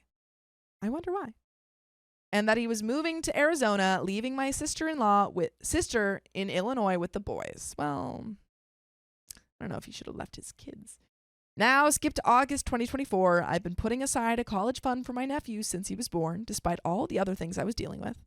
My oldest nephew started his third year of college this year, and my sister emails me, doesn't even call, to see if I still plan to give him the college fund. Of course I am. Her crappy relationship with me doesn't mean I'd take that away from my nephew. Her emails were rude and short. Not one thank you. But I paid his tuition this semester, and I think there's enough in the fund to pay the next 3. What a kind person. Does the nephew know that you're paying and it's I hope so. out of the kindness of your hope heart? So. You should email him and be like, hey, just let you know, like, doing the payments. I also tell her that if she gives me my other nephew's information, I'll start a fund for him. Better late than never. I had asked my brother-in-law for my younger nephew's social security number for years, but he kept telling me Ava didn't want to give it to me. This time she sends it, and I set up a college fund for the second kid. I do well now, and I can easily put money aside for him. That's something! OP's finally doing well. Monetarily, at least. That's one good thing. A few weeks ago, I started going through some boxes of my mom's stuff and texted my sister to see if she wanted anything. She put me down, was rude and obnoxious, accused me of not having sent her some box that my mom had promised to her before she passed away. I had no idea what she was talking about. I asked her to describe the box, to which she replied, "You know exactly what box I'm talking about." No, I don't. Stupid. That's why I'm asking. I shipped everything I thought you wanted, including things you didn't ask for, like mom's expensive jewelry, keeping only my mom's engagement ring. I keep trying to be polite in my texts and finally find the box she's looking for, a tiny cardboard box from France that I didn't know was of any importance. It was my grandma's old jewelry, and it was used for storage. Again, I shipped her the box with a few other things she said she wanted and ignored how rude she was. But yes. I would never ignore you guys listening to full episodes with stories like this. Hopefully less sad. But not this. Not quite like this. This one's special. This is an outlier. But go to OK Storytime on Apple Podcasts, Spotify, or your favorite podcast just app. Search it up, dude. Search that up. And there's a little bit more to this story. Hey, OP. Take a breath. Take a breath and go to therapy. Get upset. OP, you deserve better. Please take better, because you deserve it. And this is terrible. Do not communicate with your sister. Cut her off. Cut her off. Communicate with your nephew directly. Cut her off. If this is even, I don't like calling into question the real of the story. We can only give our advice on the story that we see, regardless of whether it's fake or not. I just don't imagine that a lawyer, right? A lawyer is a very specific kind of person most of the time, right? Sure. There's outliers, sure. This person's reading like they don't have a backbone.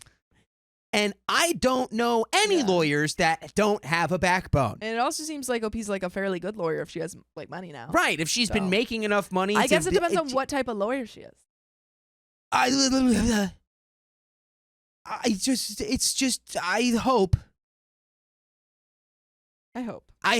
hope that none of this happened. Please. But there is a little bit more to this my takeaway. story, to Opie's tale, the saga. On December 15th, I texted her to ask when my nephew's next tuition payment comes due so that I can pull it from my 529 plan. She ignored me. It's now the 31st. I keep trying, and every time she's mean to me, I'm at a loss, upset, and not understanding what I ever did to her to make her hate me so much. Should I just give up or keep trying since it's what my mom would have wanted? Is there any hope here? Was I that much of an a-hole that I deserve this? Should I have sold our house and split it with my sister? Am I the a-hole? Girl, cut her off. cut her off. Yeah, like cut her off like way back. Sooner. This You should should have have been cut her off done. years ago. You should have cut her off as like soon as she tried to. 1996. You should have cut off Yeah. everyone that was affecting your life negatively a long time ago. Whenever she tried to convince social services you were poisoning your mom, that's when she gets cut off. No, and she's that's out. also when she's not allowed around the family again. Yeah, man, oh man, what a freaking tale.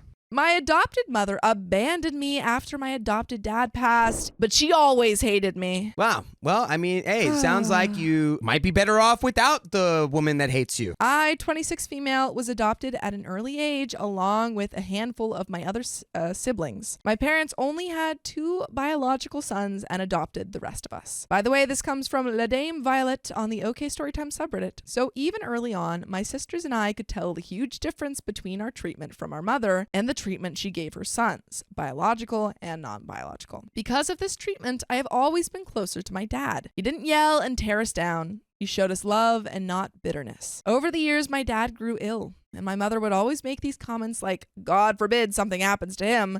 I'm not getting remarried. I've never just had my life to myself. I married too young. Pretty much the source of the bitterness would come out when she talked like that. When my dad was diagnosed with congested heart failure, in 2018, I knew I only had a number of years with him. Although I am one of the youngest and I stayed the furthest away, between 4 to 8 hours, I made it a point to focus on positive memories with him and my mother. Coming home on the weekends, taking time off work to plan trips for us to take, getting us all tickets to ball games, just as having fun. There were times I would disagree with my dad because he was an older male with boomer tendencies, but at the end of the day, petty disagreements wouldn't matter to me. When my husband and I would come home and take my parents to Topgolf or to dinner, it was always my mother saying I shouldn't be doing this, and would say because I shouldn't strain myself or put ourselves in a difficult financial position. My husband and I never did, and to us, family is super important, and it was always easy to take the family to the aquarium because we knew they'd have fun. But she would always push back on me spending money on them, and it would seem she would have to force herself to enjoy it. However, if one of her sons were possessed enough to come home and do something for them, she'd have to brag to the whole town how great her kids were. Double standard. Yep. In October of 2023, I told Dad I was going to get us, me and hubby, Dad and Mom, tickets for the Georgia-Florida game for his 60th birthday. The largest cocktail party of the year, I think it's called. He got so excited. Major Georgia fan. Is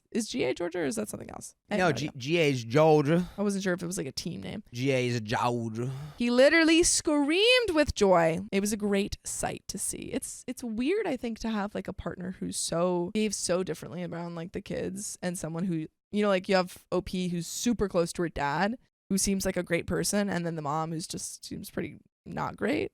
It's like, how do you as a partner not like check your how do you not feel that vibe being incorrect? You're like, hey, what are you doing? You know? Then my mother sunk her teeth into him when we weren't around and somehow took all the fun out of it, telling him it would be too much of a financial burden on me and my husband. Shut up. This was false. And then my dad calls a day or two later, and I can hear the sadness in his voice saying we should not buy the tickets, and please don't buy the tickets, and he would just prefer to watch on TV. And I told him it was genuinely no problem. Then he told me that my mother had talked to him and she was making sense that it's too much to spend on tickets. I was devastated that she did that, not speaking with me, and just took experiences I wanted my dad to have away. 2 months later, he passed away. Oh, dude, that's so sad. Dude. I went to the house to help out my mother for the next couple weeks. The treatment of the daughters were the same. We could tell we were not wanted around. And because she has always treated the boys with tender love and care, they never understood why our relationship with mother is much different from theirs. Just seems like a lot of like internalized misogyny against these daughters, I think. Shortly after the funeral, she stopped talking to me. Even told the other siblings that I was angry with her and not talking to her. Lies. Although our relationship was me always seeking validation from her and only getting disappointment from her, I still valued family and tried to keep it close. I had been messaging her for over a month and a half to no response from her. I had been planning a vow renewal with my husband, and because she has not been responding to me, I sent her a message, not expecting one back, asking if she would like to be put on the guest list. She replied back saying she didn't need to be on the guest list. I replied saying if she changes her mind, she will have a spot on the list. stressed. She goes to tell her sons that I didn't want to invite her, and she also said no to me for me. Whole load of BS. She just keeps lying. Yeah, it's just lies upon lies upon lies. So many lies. The distress of that situation contributed to one of the worst asthma attacks I've had in my life just a couple of days later. Asthma can just be caused by distress? I didn't know I thought it was like if something like got in there and like started irritating. I guess so. I guess Wow, it can I be didn't. this. I had no idea. My lungs collapsed. Oh my God. Whoa. And I had to be put on a ventilator for a week. I didn't receive a single call or text from her. April 9th, 2024 was the day I was supposed to pass away, according to the doctor. Wow. And your mom's not even there. I was gonna say, yeah, it's very clear that this woman has very little to no love for you. Yeah. Yeah, which is so like, sad. Like, I can't imagine having a partner who's so in love with these kids and the other partner is just so not. I mean, I guess it's like yin and yang, right? Yeah. Is that how that's don't do that though. Don't do that. Don't. The entire family, extended included, knew of my situation, and my husband got calls and texts from cousins, aunts, etc. My eldest brother or mother didn't bother. I couldn't believe even on my deathbed I did not matter enough to her. But you guys matter to us, and we want you to join us live every weekday at 3 p.m. PST on YouTube, Facebook, and TikTok, and Twitch. Just tap our profile. And there is a little bit left. Just a teensy bit left. So I'll just say, like, I don't know what I would want to hear in this situation. Like, it's got to be hard being left on your leaving this earthly plane bed, and you make it, but it's like somebody who I guess part of you had to have assumed, like, okay, well, she's got to like me at least a little bit. But it's like she didn't even come.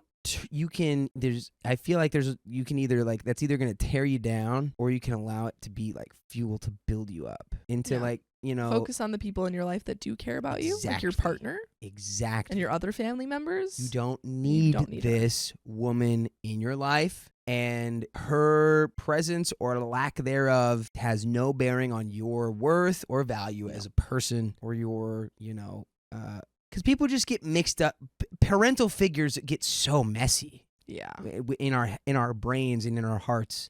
But it's like, this person doesn't sound like in her heart she was ever really a parent to you. So no, best to just leave that in the past and onwards and upwards. Onwards and upwards. But there is a little bit left to the story. I usually keep to myself and never voice my opinion to family to avoid friction, but I had just survived something I wasn't supposed to.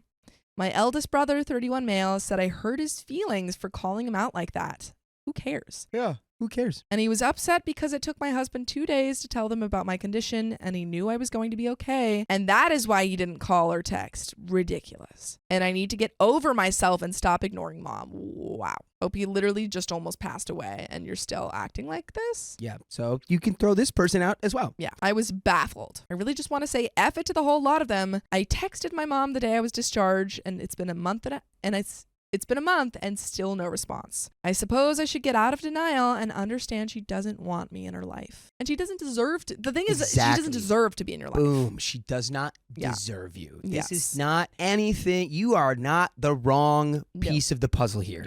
She is a giant, stinky garbage bag of a person who honestly, black hole. Yeah. Black hole for this person. Literally just don't ignore her. Mm-hmm. Yeah, You I know? mean, she and if she comes crawling back, which people like this probably will, she'll need something and she'll feel like she might be able to get it from you. Mm-hmm. Don't even respond. Nope. There's no point. She is not. And you know what? You can go out and find a family of your choice. Mm-hmm. And that's called our friends. Yeah. You and know? you have your husband. And you can find, there's cares also about you? mentors and your husband and Your husband's family. you know. Lots of other people in your life who care about you. Yeah. But that is the end of that story. My roommate came out of the bathroom with my mom. No! She was she was helping him urinate or something. I was gonna say she was helping him with the plumbing. No, like that's his excuse. He's like, I'm fixing he was laying the some plumbing. pipe. Hey!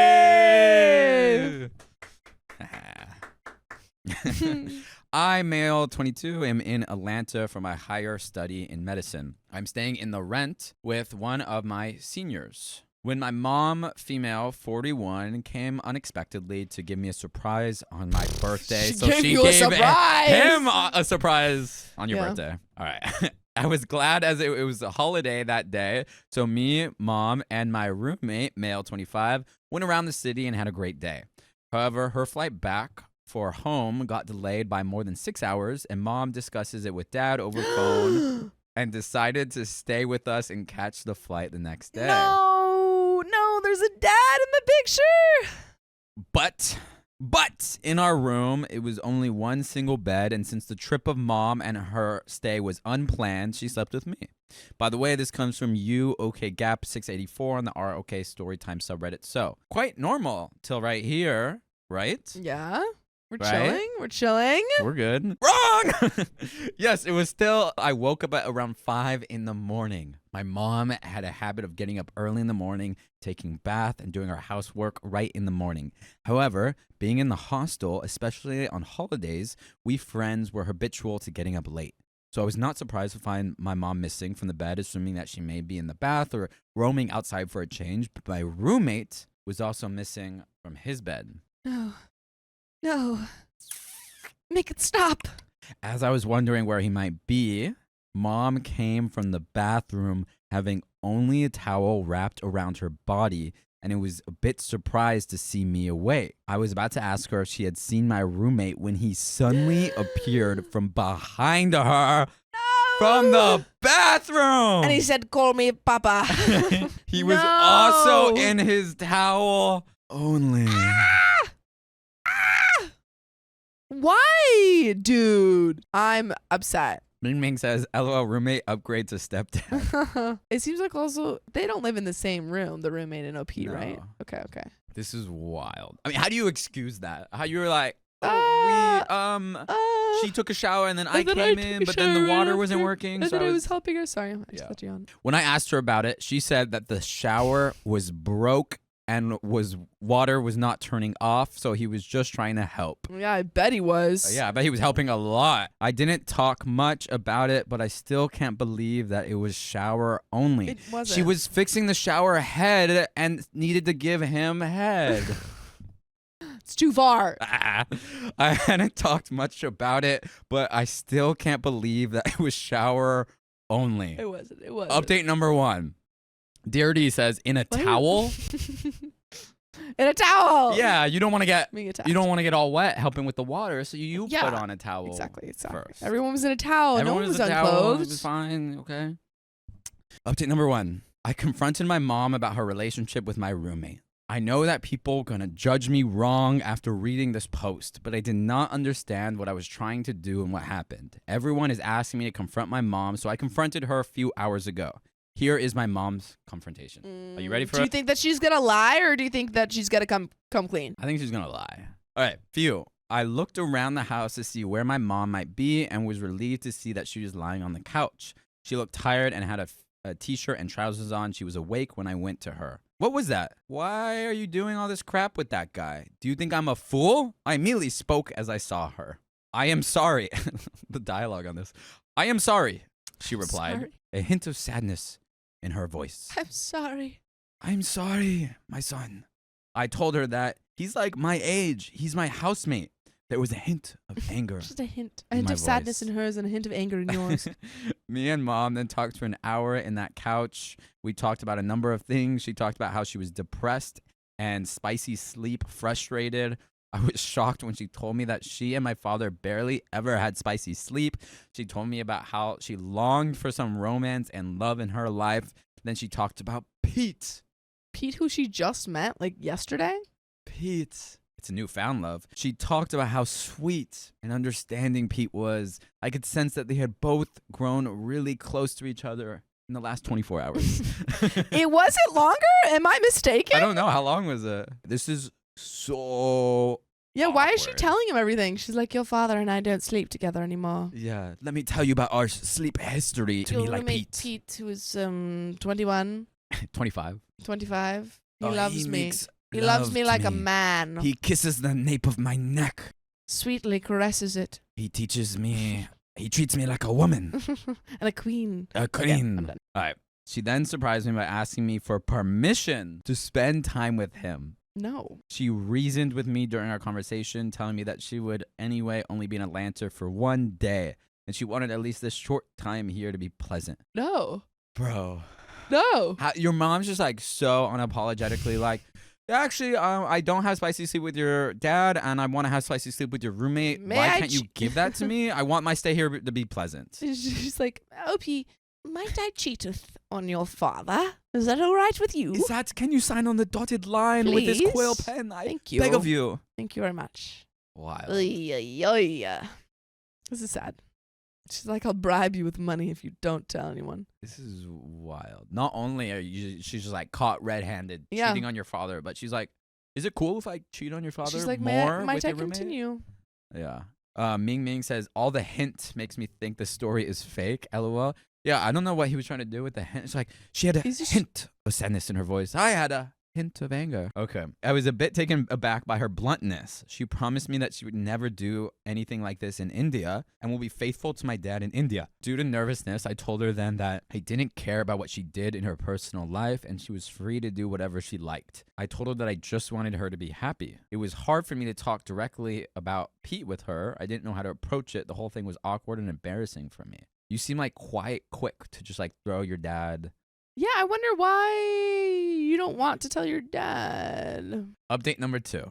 Later in the day, I got a call from Pete. He asked me for lunch. During lunch, he confessed that he had developed feeling for my mom since her last visit, and they were talking since her last visit. So this they is an have ongoing met. thing. This is there's a plot. It thickens. Collusion. It thickens. He started to tell me how he really cared about my mom and how he genuinely had feelings for her. He's like, me and your mom have been talking, and me and your mom have gotten it going on. We love each other.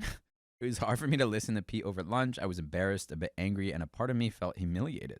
But throughout the conversation, I remained calm since Pete was behaving in such a mature manner and was being so respectful. I thought that the least I could do was also be respectful. I also believed Pete. He had never lied to me about anything, and we had become friends over the past few months. I had no reason not to believe him. I ended lunch with him by telling him what I had told my mom before, that what she did in her life was none of my business. I told him that I was cool with him. It kind of is your business. I mean, like, it's your mom and your roommate, so. You have every right to be angry, and then also that your mom is just openly cheating on your father. After that lunch, everything changed. Pete and mom now just didn't care whether I watched them or what I thought about their relationship. They didn't try to hide that they were really into each other. They would hold hands, and now it seemed that they were in love, but she never gave me the impression that Pete and her were having spicy sleep. But it was obvious that they were kissing and at least feeling each other up when I was not around. I could see the uncontrollable lust in Pete's eyes. Pete, get it from under my wraps. mom. Even though there was significant age gap between them, I could tell he found her very attractive. Mom, too, seemed to be really into Pete. I could never have thought that one day I would see my own mom with another man, and that, too, a white man like Pete. I could never have imagined my Indian mother with a white lover. It was all just so taboo. What a segue. If you want to hear about more taboos consistently, every single day you can join us YouTube live, here on YouTube, here on Facebook, on Twitch, on TikTok, every weekday at 3 p.m. Just tap our profile. Tap it. My mom still kept in touch with my father on the phone. Once I saw her talk to him on the phone, and Pete was right there sitting next to her, listening to their conversation in the living room. Of course, no one in India, including my father, had any idea about what was going on here in Atlanta between Pete and my mom. But are you just gonna I don't know, I'm confused. Are you just gonna let that keep going? Like, you're not gonna be like, Mom, you need to tell Dad or I will. Nothing? And the fact that you're they're just going at it. They're just touching each other, feeling each other up in front of you, and just have no regard that this is such a wild situation for you. And you're just like, none of my business. I'm with Ming Ming. This sounds like smut plot. I don't know if this is real. It's Brittany, but she says, go after Pete's mom. Honestly. An eye for an eye. In this situation, an eye for an eye. It works. Yeah. Yeah. This is crazy. Man, oh man. Do you guys believe this is true?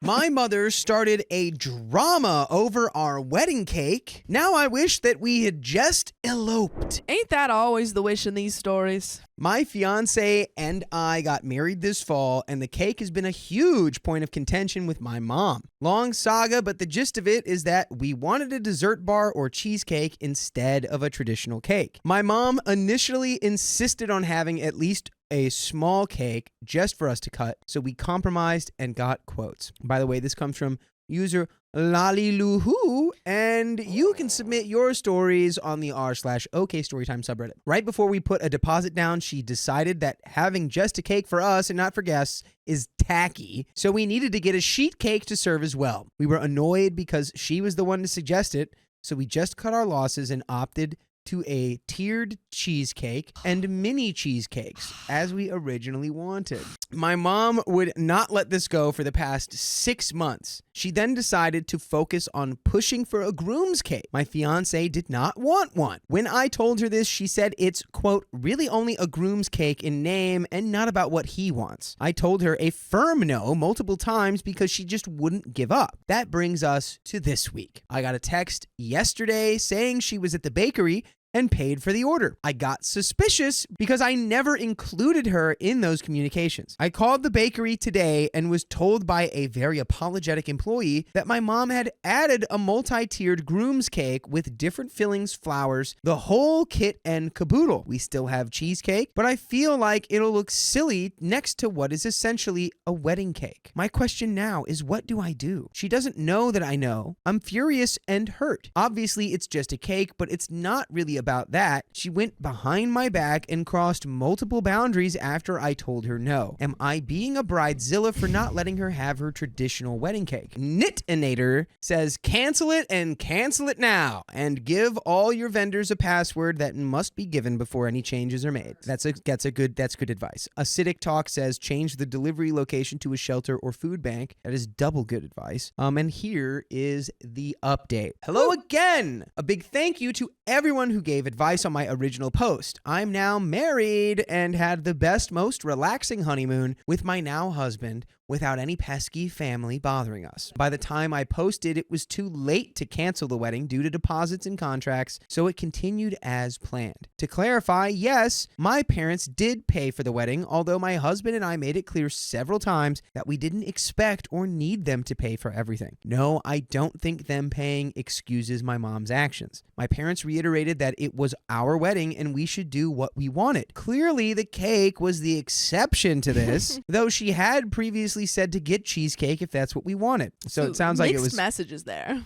She just couldn't help herself. She's like, this is your wedding, except for the cake, that's mine. My husband and I got a laugh out of everyone's suggestions for how to handle the cake. Initially, I wanted to go the petty route and surprise my mom by calling the bakery to change the cake design to something she would find tacky that would reflect my husband's hobbies, like a groom's cake should do. After taking a few days to weigh my options, I knew my desire for petty satisfaction would nuke my relationship with my mom, which had truthfully never had this dynamic up until wedding planning. I knew that she absolutely was the one in the wrong and acting like a child, and while I'm the actual child in the relationship, I wanted to be mature and handle this like an adult, if only for my own moral high ground. I communicated with my parents and listed all the reasons why this situation and others throughout the wedding planning process was hurtful and completely out of line. Shock of the century to everyone on Reddit, I'm sure. It didn't go well. What? No. No way. No. I'm in disbelief. Your mother, who went against your wishes, didn't respond well to criticism? Oh. My head is spinning.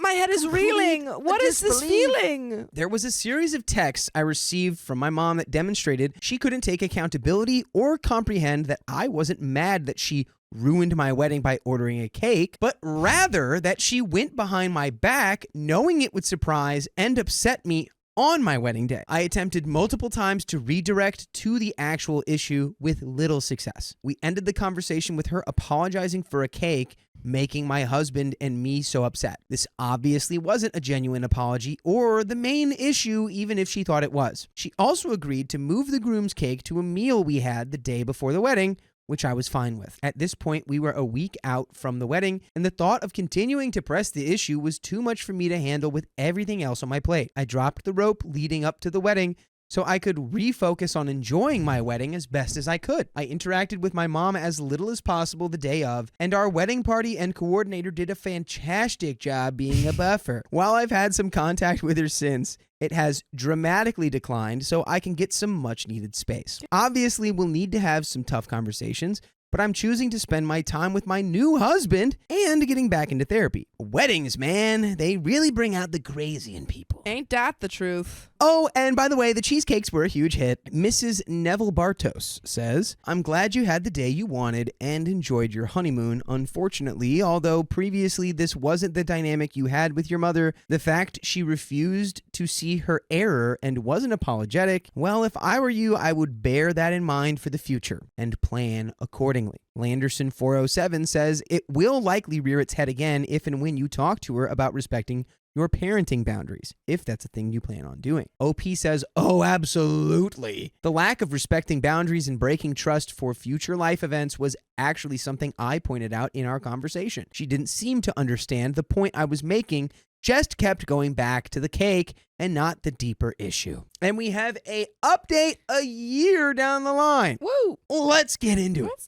freaking do it. I'm back with a 1-year update. Yay! On how my mom changed my wedding cake order without me knowing. So people have reached out for an update, and coincidentally, I've had several friends get engaged who have similar family dynamics as mine. I've shared all of this with them, but I feel the need to blast this online too. Now that I'm a year out, I can acknowledge that I love my husband and our life together, but having a traditional wedding was a big mistake. Whoa. When I think back on our wedding day, I am devastated to admit that the few emotions I remember from that day were not how much I love my now husband and the excitement over our future together, but anxiety over my mom and whether crap was about to blow up. If you're recently engaged and have difficult family relationships or aren't completely sold on shelling out a ton of money for a wedding, please let this be another loud voice yelling at you. Elope! Elope! You have 3 days. Today is the first day. You will elope. Have a courthouse wedding. Don't invite problematic guests. Do whatever you want to do. But for the love of God, avoid that family drama at all costs. I wish I would have stuck to what I originally wanted, eloping somewhere abroad, but alas, I made my decision and have to accept it. What I didn't mention in my initial posts was that my relationship with my mom immediately and irrevocably changed as soon as I became engaged. Even though I knew she could be a lot, I had no idea what I was in for. If I could do it all again, I would have stopped that wedding planning train in its tracks. Stop the wedding! After the first few signs of craziness. The cake was unsurprisingly just the last straw of craziness that happened. Greatest hits include telling literally, and I mean literally, everyone she knew that we were getting engaged less than 10 minutes after my husband told my parents he planned to propose. Whoa. Upon sharing the proposal photos with her, commenting on how big I looked in the photos, which are to this day ruined for me, told a family member who commented on how beautiful I looked at a pre-wedding event, yeah, well, she gained a lot of weight. Oh, so this isn't just the cake issue. This is her being terrible throughout. Yeah, she just sucks. Tried to crash my first look the day of my wedding and acted hurt that she wasn't invited. Did crash my first look and threw a fit when my wedding coordinator wouldn't let her in. Made the wedding all about how she never had a say in anything and that I was the controlling, immature one. We still do have contact today, but it's limited, and I'm very guarded with what I choose to share. She never genuinely apologized or acknowledged the stress and hurt she caused. Short of some major changes on her part, I don't see that happening. By the way, I can see you listening to full episodes with stories like this whenever you want. All you need to do is go to Spotify or Apple Podcasts or wherever you get your podcasts from and search OK Storytime. And we do have a little bit more of the story here. Yeah, man. Do you have any thoughts? Do you have any parting thoughts? My parting thoughts are that your mom has showed her true colors, and she's not supportive of you, and she puts you down, and that's not okay. So, yeah, moral of the story is to absolutely soak up the fresh excitement of getting engaged. But seriously, ask yourself if there's anyone in your life who will make wedding planning a living nightmare.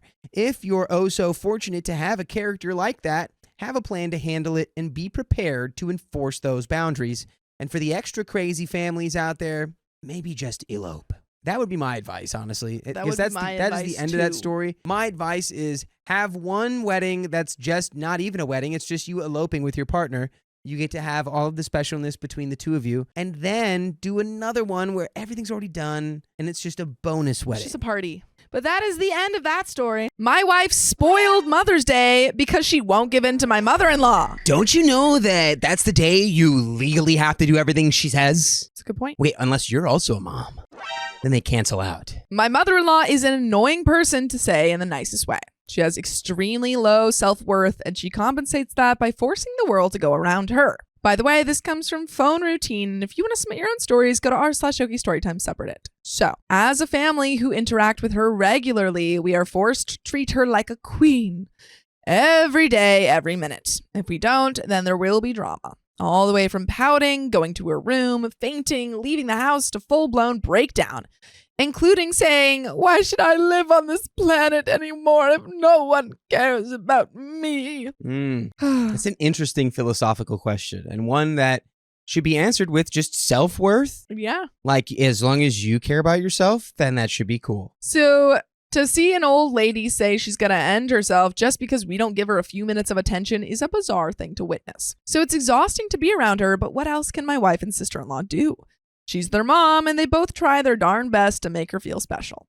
But they would also just like to interact with her as their mom, too. Not just as some out-of-touch royalty. They would like to crack jokes, chat about general things, and share their problems, not have to be constantly worried what statement might tick her off. Yeah. When they were kids in her orbit, things were fine as she controlled them, and that made her feel she is in the center of attention.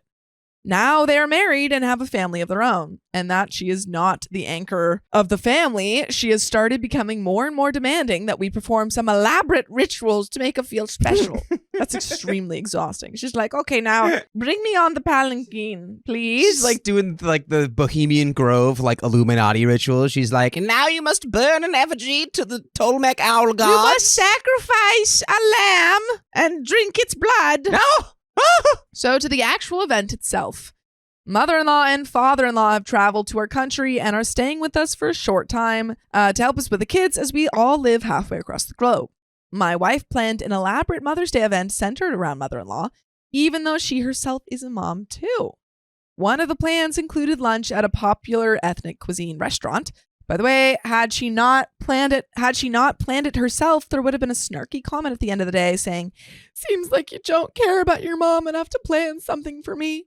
I was waiting the whole day for you to do something. Anyway, morning went uneventfully as we had been pampering the grown-up toddler, and mother-in-law was quite jubilant. We got to the restaurant, and I and our elder one go in to set up the table as my wife is bringing the others, mother-in-law, father-in-law, and our little one.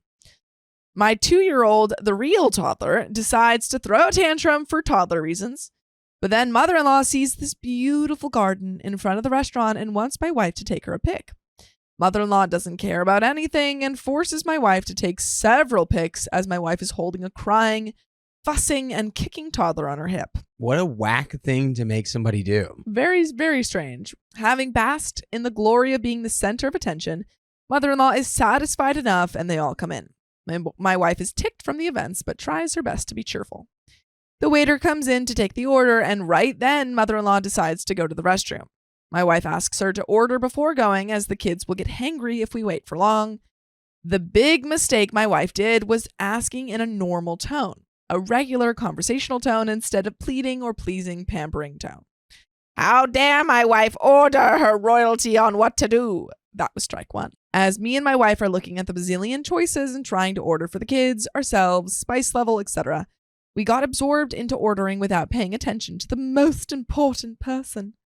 Mother-in-law was in the center of attention for 2 full minutes. How dare we? That's strike 2. We didn't notice that and ask her what she wants. She asks if they have a particular ethnic dish, which is a regular staple we have almost every day at home, like a grilled cheese. That too in a different meek tone. She was indirectly implying that she's just a nobody because of strike 1 and 2. So she's ordering some peasant food. I cannot stand people like this. She sounds infuriating. She's the kind of person who's like, if I feel bad, I want everyone around me to feel gonna bad. Have a terrible day today. Mm-hmm. That was our cue to realize our mistake, prostrate before her, beg her forgiveness, and bring the world back into alignment before things go downhill. We fail to notice that change in tone, which is strike 3. Instead, my wife suggests, Mom, we have that almost every day at home, so why don't you... Mother-in-law cuts her off, saying, I know that. Are you saying I don't know that? And storms off to the restroom. I'm implying it because you just asked to order it at the restaurant. It's like, why don't we try something new? We all are figuring out what the F happened, and there goes the phone. Oh. My hand hurts. Oh. We all are figuring out what the F happened, and we finish ordering. Mother-in-law comes back and unloads onto my wife how she disrespected her. We brought her to this country, and ever since then, my wife has made it her mission to do nothing but continuously humiliate her, and mother-in-law starts crying. So I think the perfect way to deal with this is to treat her like a toddler and just ignore her. Yeah. Like, okay, Mom, if you're going to have a tantrum. I quickly realized what had conspired, but my innocent wife, whose heart is only filled with love and not such evil games, doesn't realize the drama mother-in-law wants. Instead, she's trying to understand how suggesting that the dish is a regular staple at home is humiliating. And mother-in-law goes, You're implying I'm dumb and don't even know this. You've ruined Mother's Day. All daughters do special things on Mother's Day, and here you are ruining mine. Oh my God. And a few other delectable quotes. If I could just pop my eyes out and roll them around, that's how hard I want to roll my eyes right now. Roll those eyes. I want to roll them down a bowling alley. This is pretty exhausting. I mean, Eyes will roll. This is probably what Eyes will roll. wife has been going on, going through her whole life, but OP's just sitting there like... And she's just been conditioned to be like, yeah, I guess I have to handle this. And OP's like, no. So yeah, that's the solution is straight up ignoring. Yeah. Don't play into this. My wife says again and again, that's just a regular thing to say to your mom. But mother-in-law is adamant that my wife humiliated her by implying she's dumb for not knowing it's a staple dish we regularly eat at home. And well, now I'm not entirely convinced that you did know that. Because you've really been honing in on the fact that, I'm not dumb. I know this. I'm not dumb, and I know the thing that you said. I'm not dumb. It feels like you might not have known. Yes, I know we eat that every day. The lady doth protest too much and storms off to sit outside. Seriously, that was the entire discussion for a full 5 minutes. It was extremely bizarre to see a 60-year-old woman throw a tantrum and accuse her daughter because she said, it's a regular staple we had to eat at home. Normally, we'd run after her, apologize, and beg her to come back and keep apologizing throughout the lunch, which is what she wanted after 3 strikes. But this time, we were so over this BS, having been through similar ones many times, we just sat and ate in peace without an extra side of drama. But my wife was heartbroken. She does all this planning, wanting to be a good daughter, wanted her mom to feel special, and in the end has ruined Mother's Day by talking to her mom as a mom and not as royalty. So a 60-year-old woman started crying in the middle of lunch rush in a popular restaurant, all because we didn't give her attention for 5 minutes while we were busy ordering food for kids. There are hundreds of such stories, but this one is the clearest WTF that happened. And edit, my wife is a very sweet person who believes there is goodness in everyone. She's been annoyed by mother-in-law's behavior and had been tipping around at this point, which I was actually surprised by. But being the good-natured person she has decided that she will continue to make her mom happy, whether that actually makes her mom happy or not. Oof. But you know what will make you happy? Listening to full episodes of stories just like this. Just go to Spotify, Apple Podcasts, or iHeartRadio and search Poke Storytime. But there is a little bit left to this story. Do you have any final thoughts? Therapy, therapy, therapy. Everybody needs therapy. Da, da, da, da, da, da, da. Yeah. Crazy. That sentence was crazy what they said. Like they find goodness in everyone. What are they, Luke Skywalker? They're like, there's still good in him. They're still good. Like mom she's still got good mom qualities. Needs therapy. Opie's wife honestly needs therapy to learn how to handle her mom. And she would probably be more receptive to it. I doubt the mom's going to go do anything because even implying the mom needs therapy, she'd be like, yeah, she'd be like, what? Dare you say that to me? You're saying I'm crazy? Oh. Yeah, Mom, that's not a normal reaction. But there is a little bit left of the story. She wants to be a good daughter and believes it's her duty to do that. Therapy. She will continue to roll the boulder uphill every day, whether it reaches the top or not. And therapy. We know that it never will. Sisyphus. It's her mom, and she believes that is the right thing to do, so I'm fine with it. I will not try to change that because 30 or 40 years later, when she looks back, she will not remember what her mom did to her. All she will remember is what she did in response, and she tried her best to be a good daughter, and I believe that will give her peace. Comments. Comment 1. I think that even though your wife did put a lot of effort into that lunch, I think your mother-in-law just wanted an excuse just to get her way and basically make herself feel better by putting your sister-in-law and wife down just for her amusement. I think that it's not only just trying to make her feel better, but I think it's more like she enjoys the attention and enjoys people pampering her. I hate to say it, there's going to have to be a come to Jesus moment with both sister-in-law and your wife, because she's probably going to say something or do something that's going to be a powder keg, and then all hell's going to break loose. The nearest, not just going to be afraid, it's going to be a massacre. OP says, this is just 100% true. It's as if you live with us. My sister-in-law has been the black sheep since she was young, so she doesn't give mother-in-law much attention and puts her down often. Sometimes it gets so bad that they won't talk to each other for a week while living together in a small 2-bedroom apartment. But then again, we are Asian and have a close relationship with our parents. It's not easy to give up on your mom. Sister-in-law and mother-in-law have this relationship like two people who love and hate each other and break up and get together every few weeks. My wife was the doting child, so it's hard for her to give up on mother-in-law. She isn't looking for approval from mother-in-law, at least not anymore, but she genuinely wants her mom to be happy and will keep trying forever. I don't think my wife will ever have a come to Jesus moment. She will just keep trying to make her happy as long as both of them are alive. Pretty sure my wife will continue to even after mother-in-law passes away. Which is why we need therapy. Therapy. You're saying it like a Pokemon. Therapy.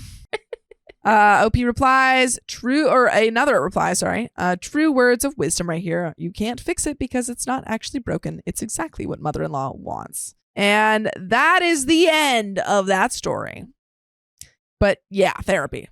Big time. I'm just thinking of all of the moves, if therapy was a Pokemon, the moves that it would use. I choose therapy. I choose therapy. Use communication. Therapy. Use chamber of reflection. It's super effective. Therapy. Use self-control. Opposing Pokemon is now confused. Therapy.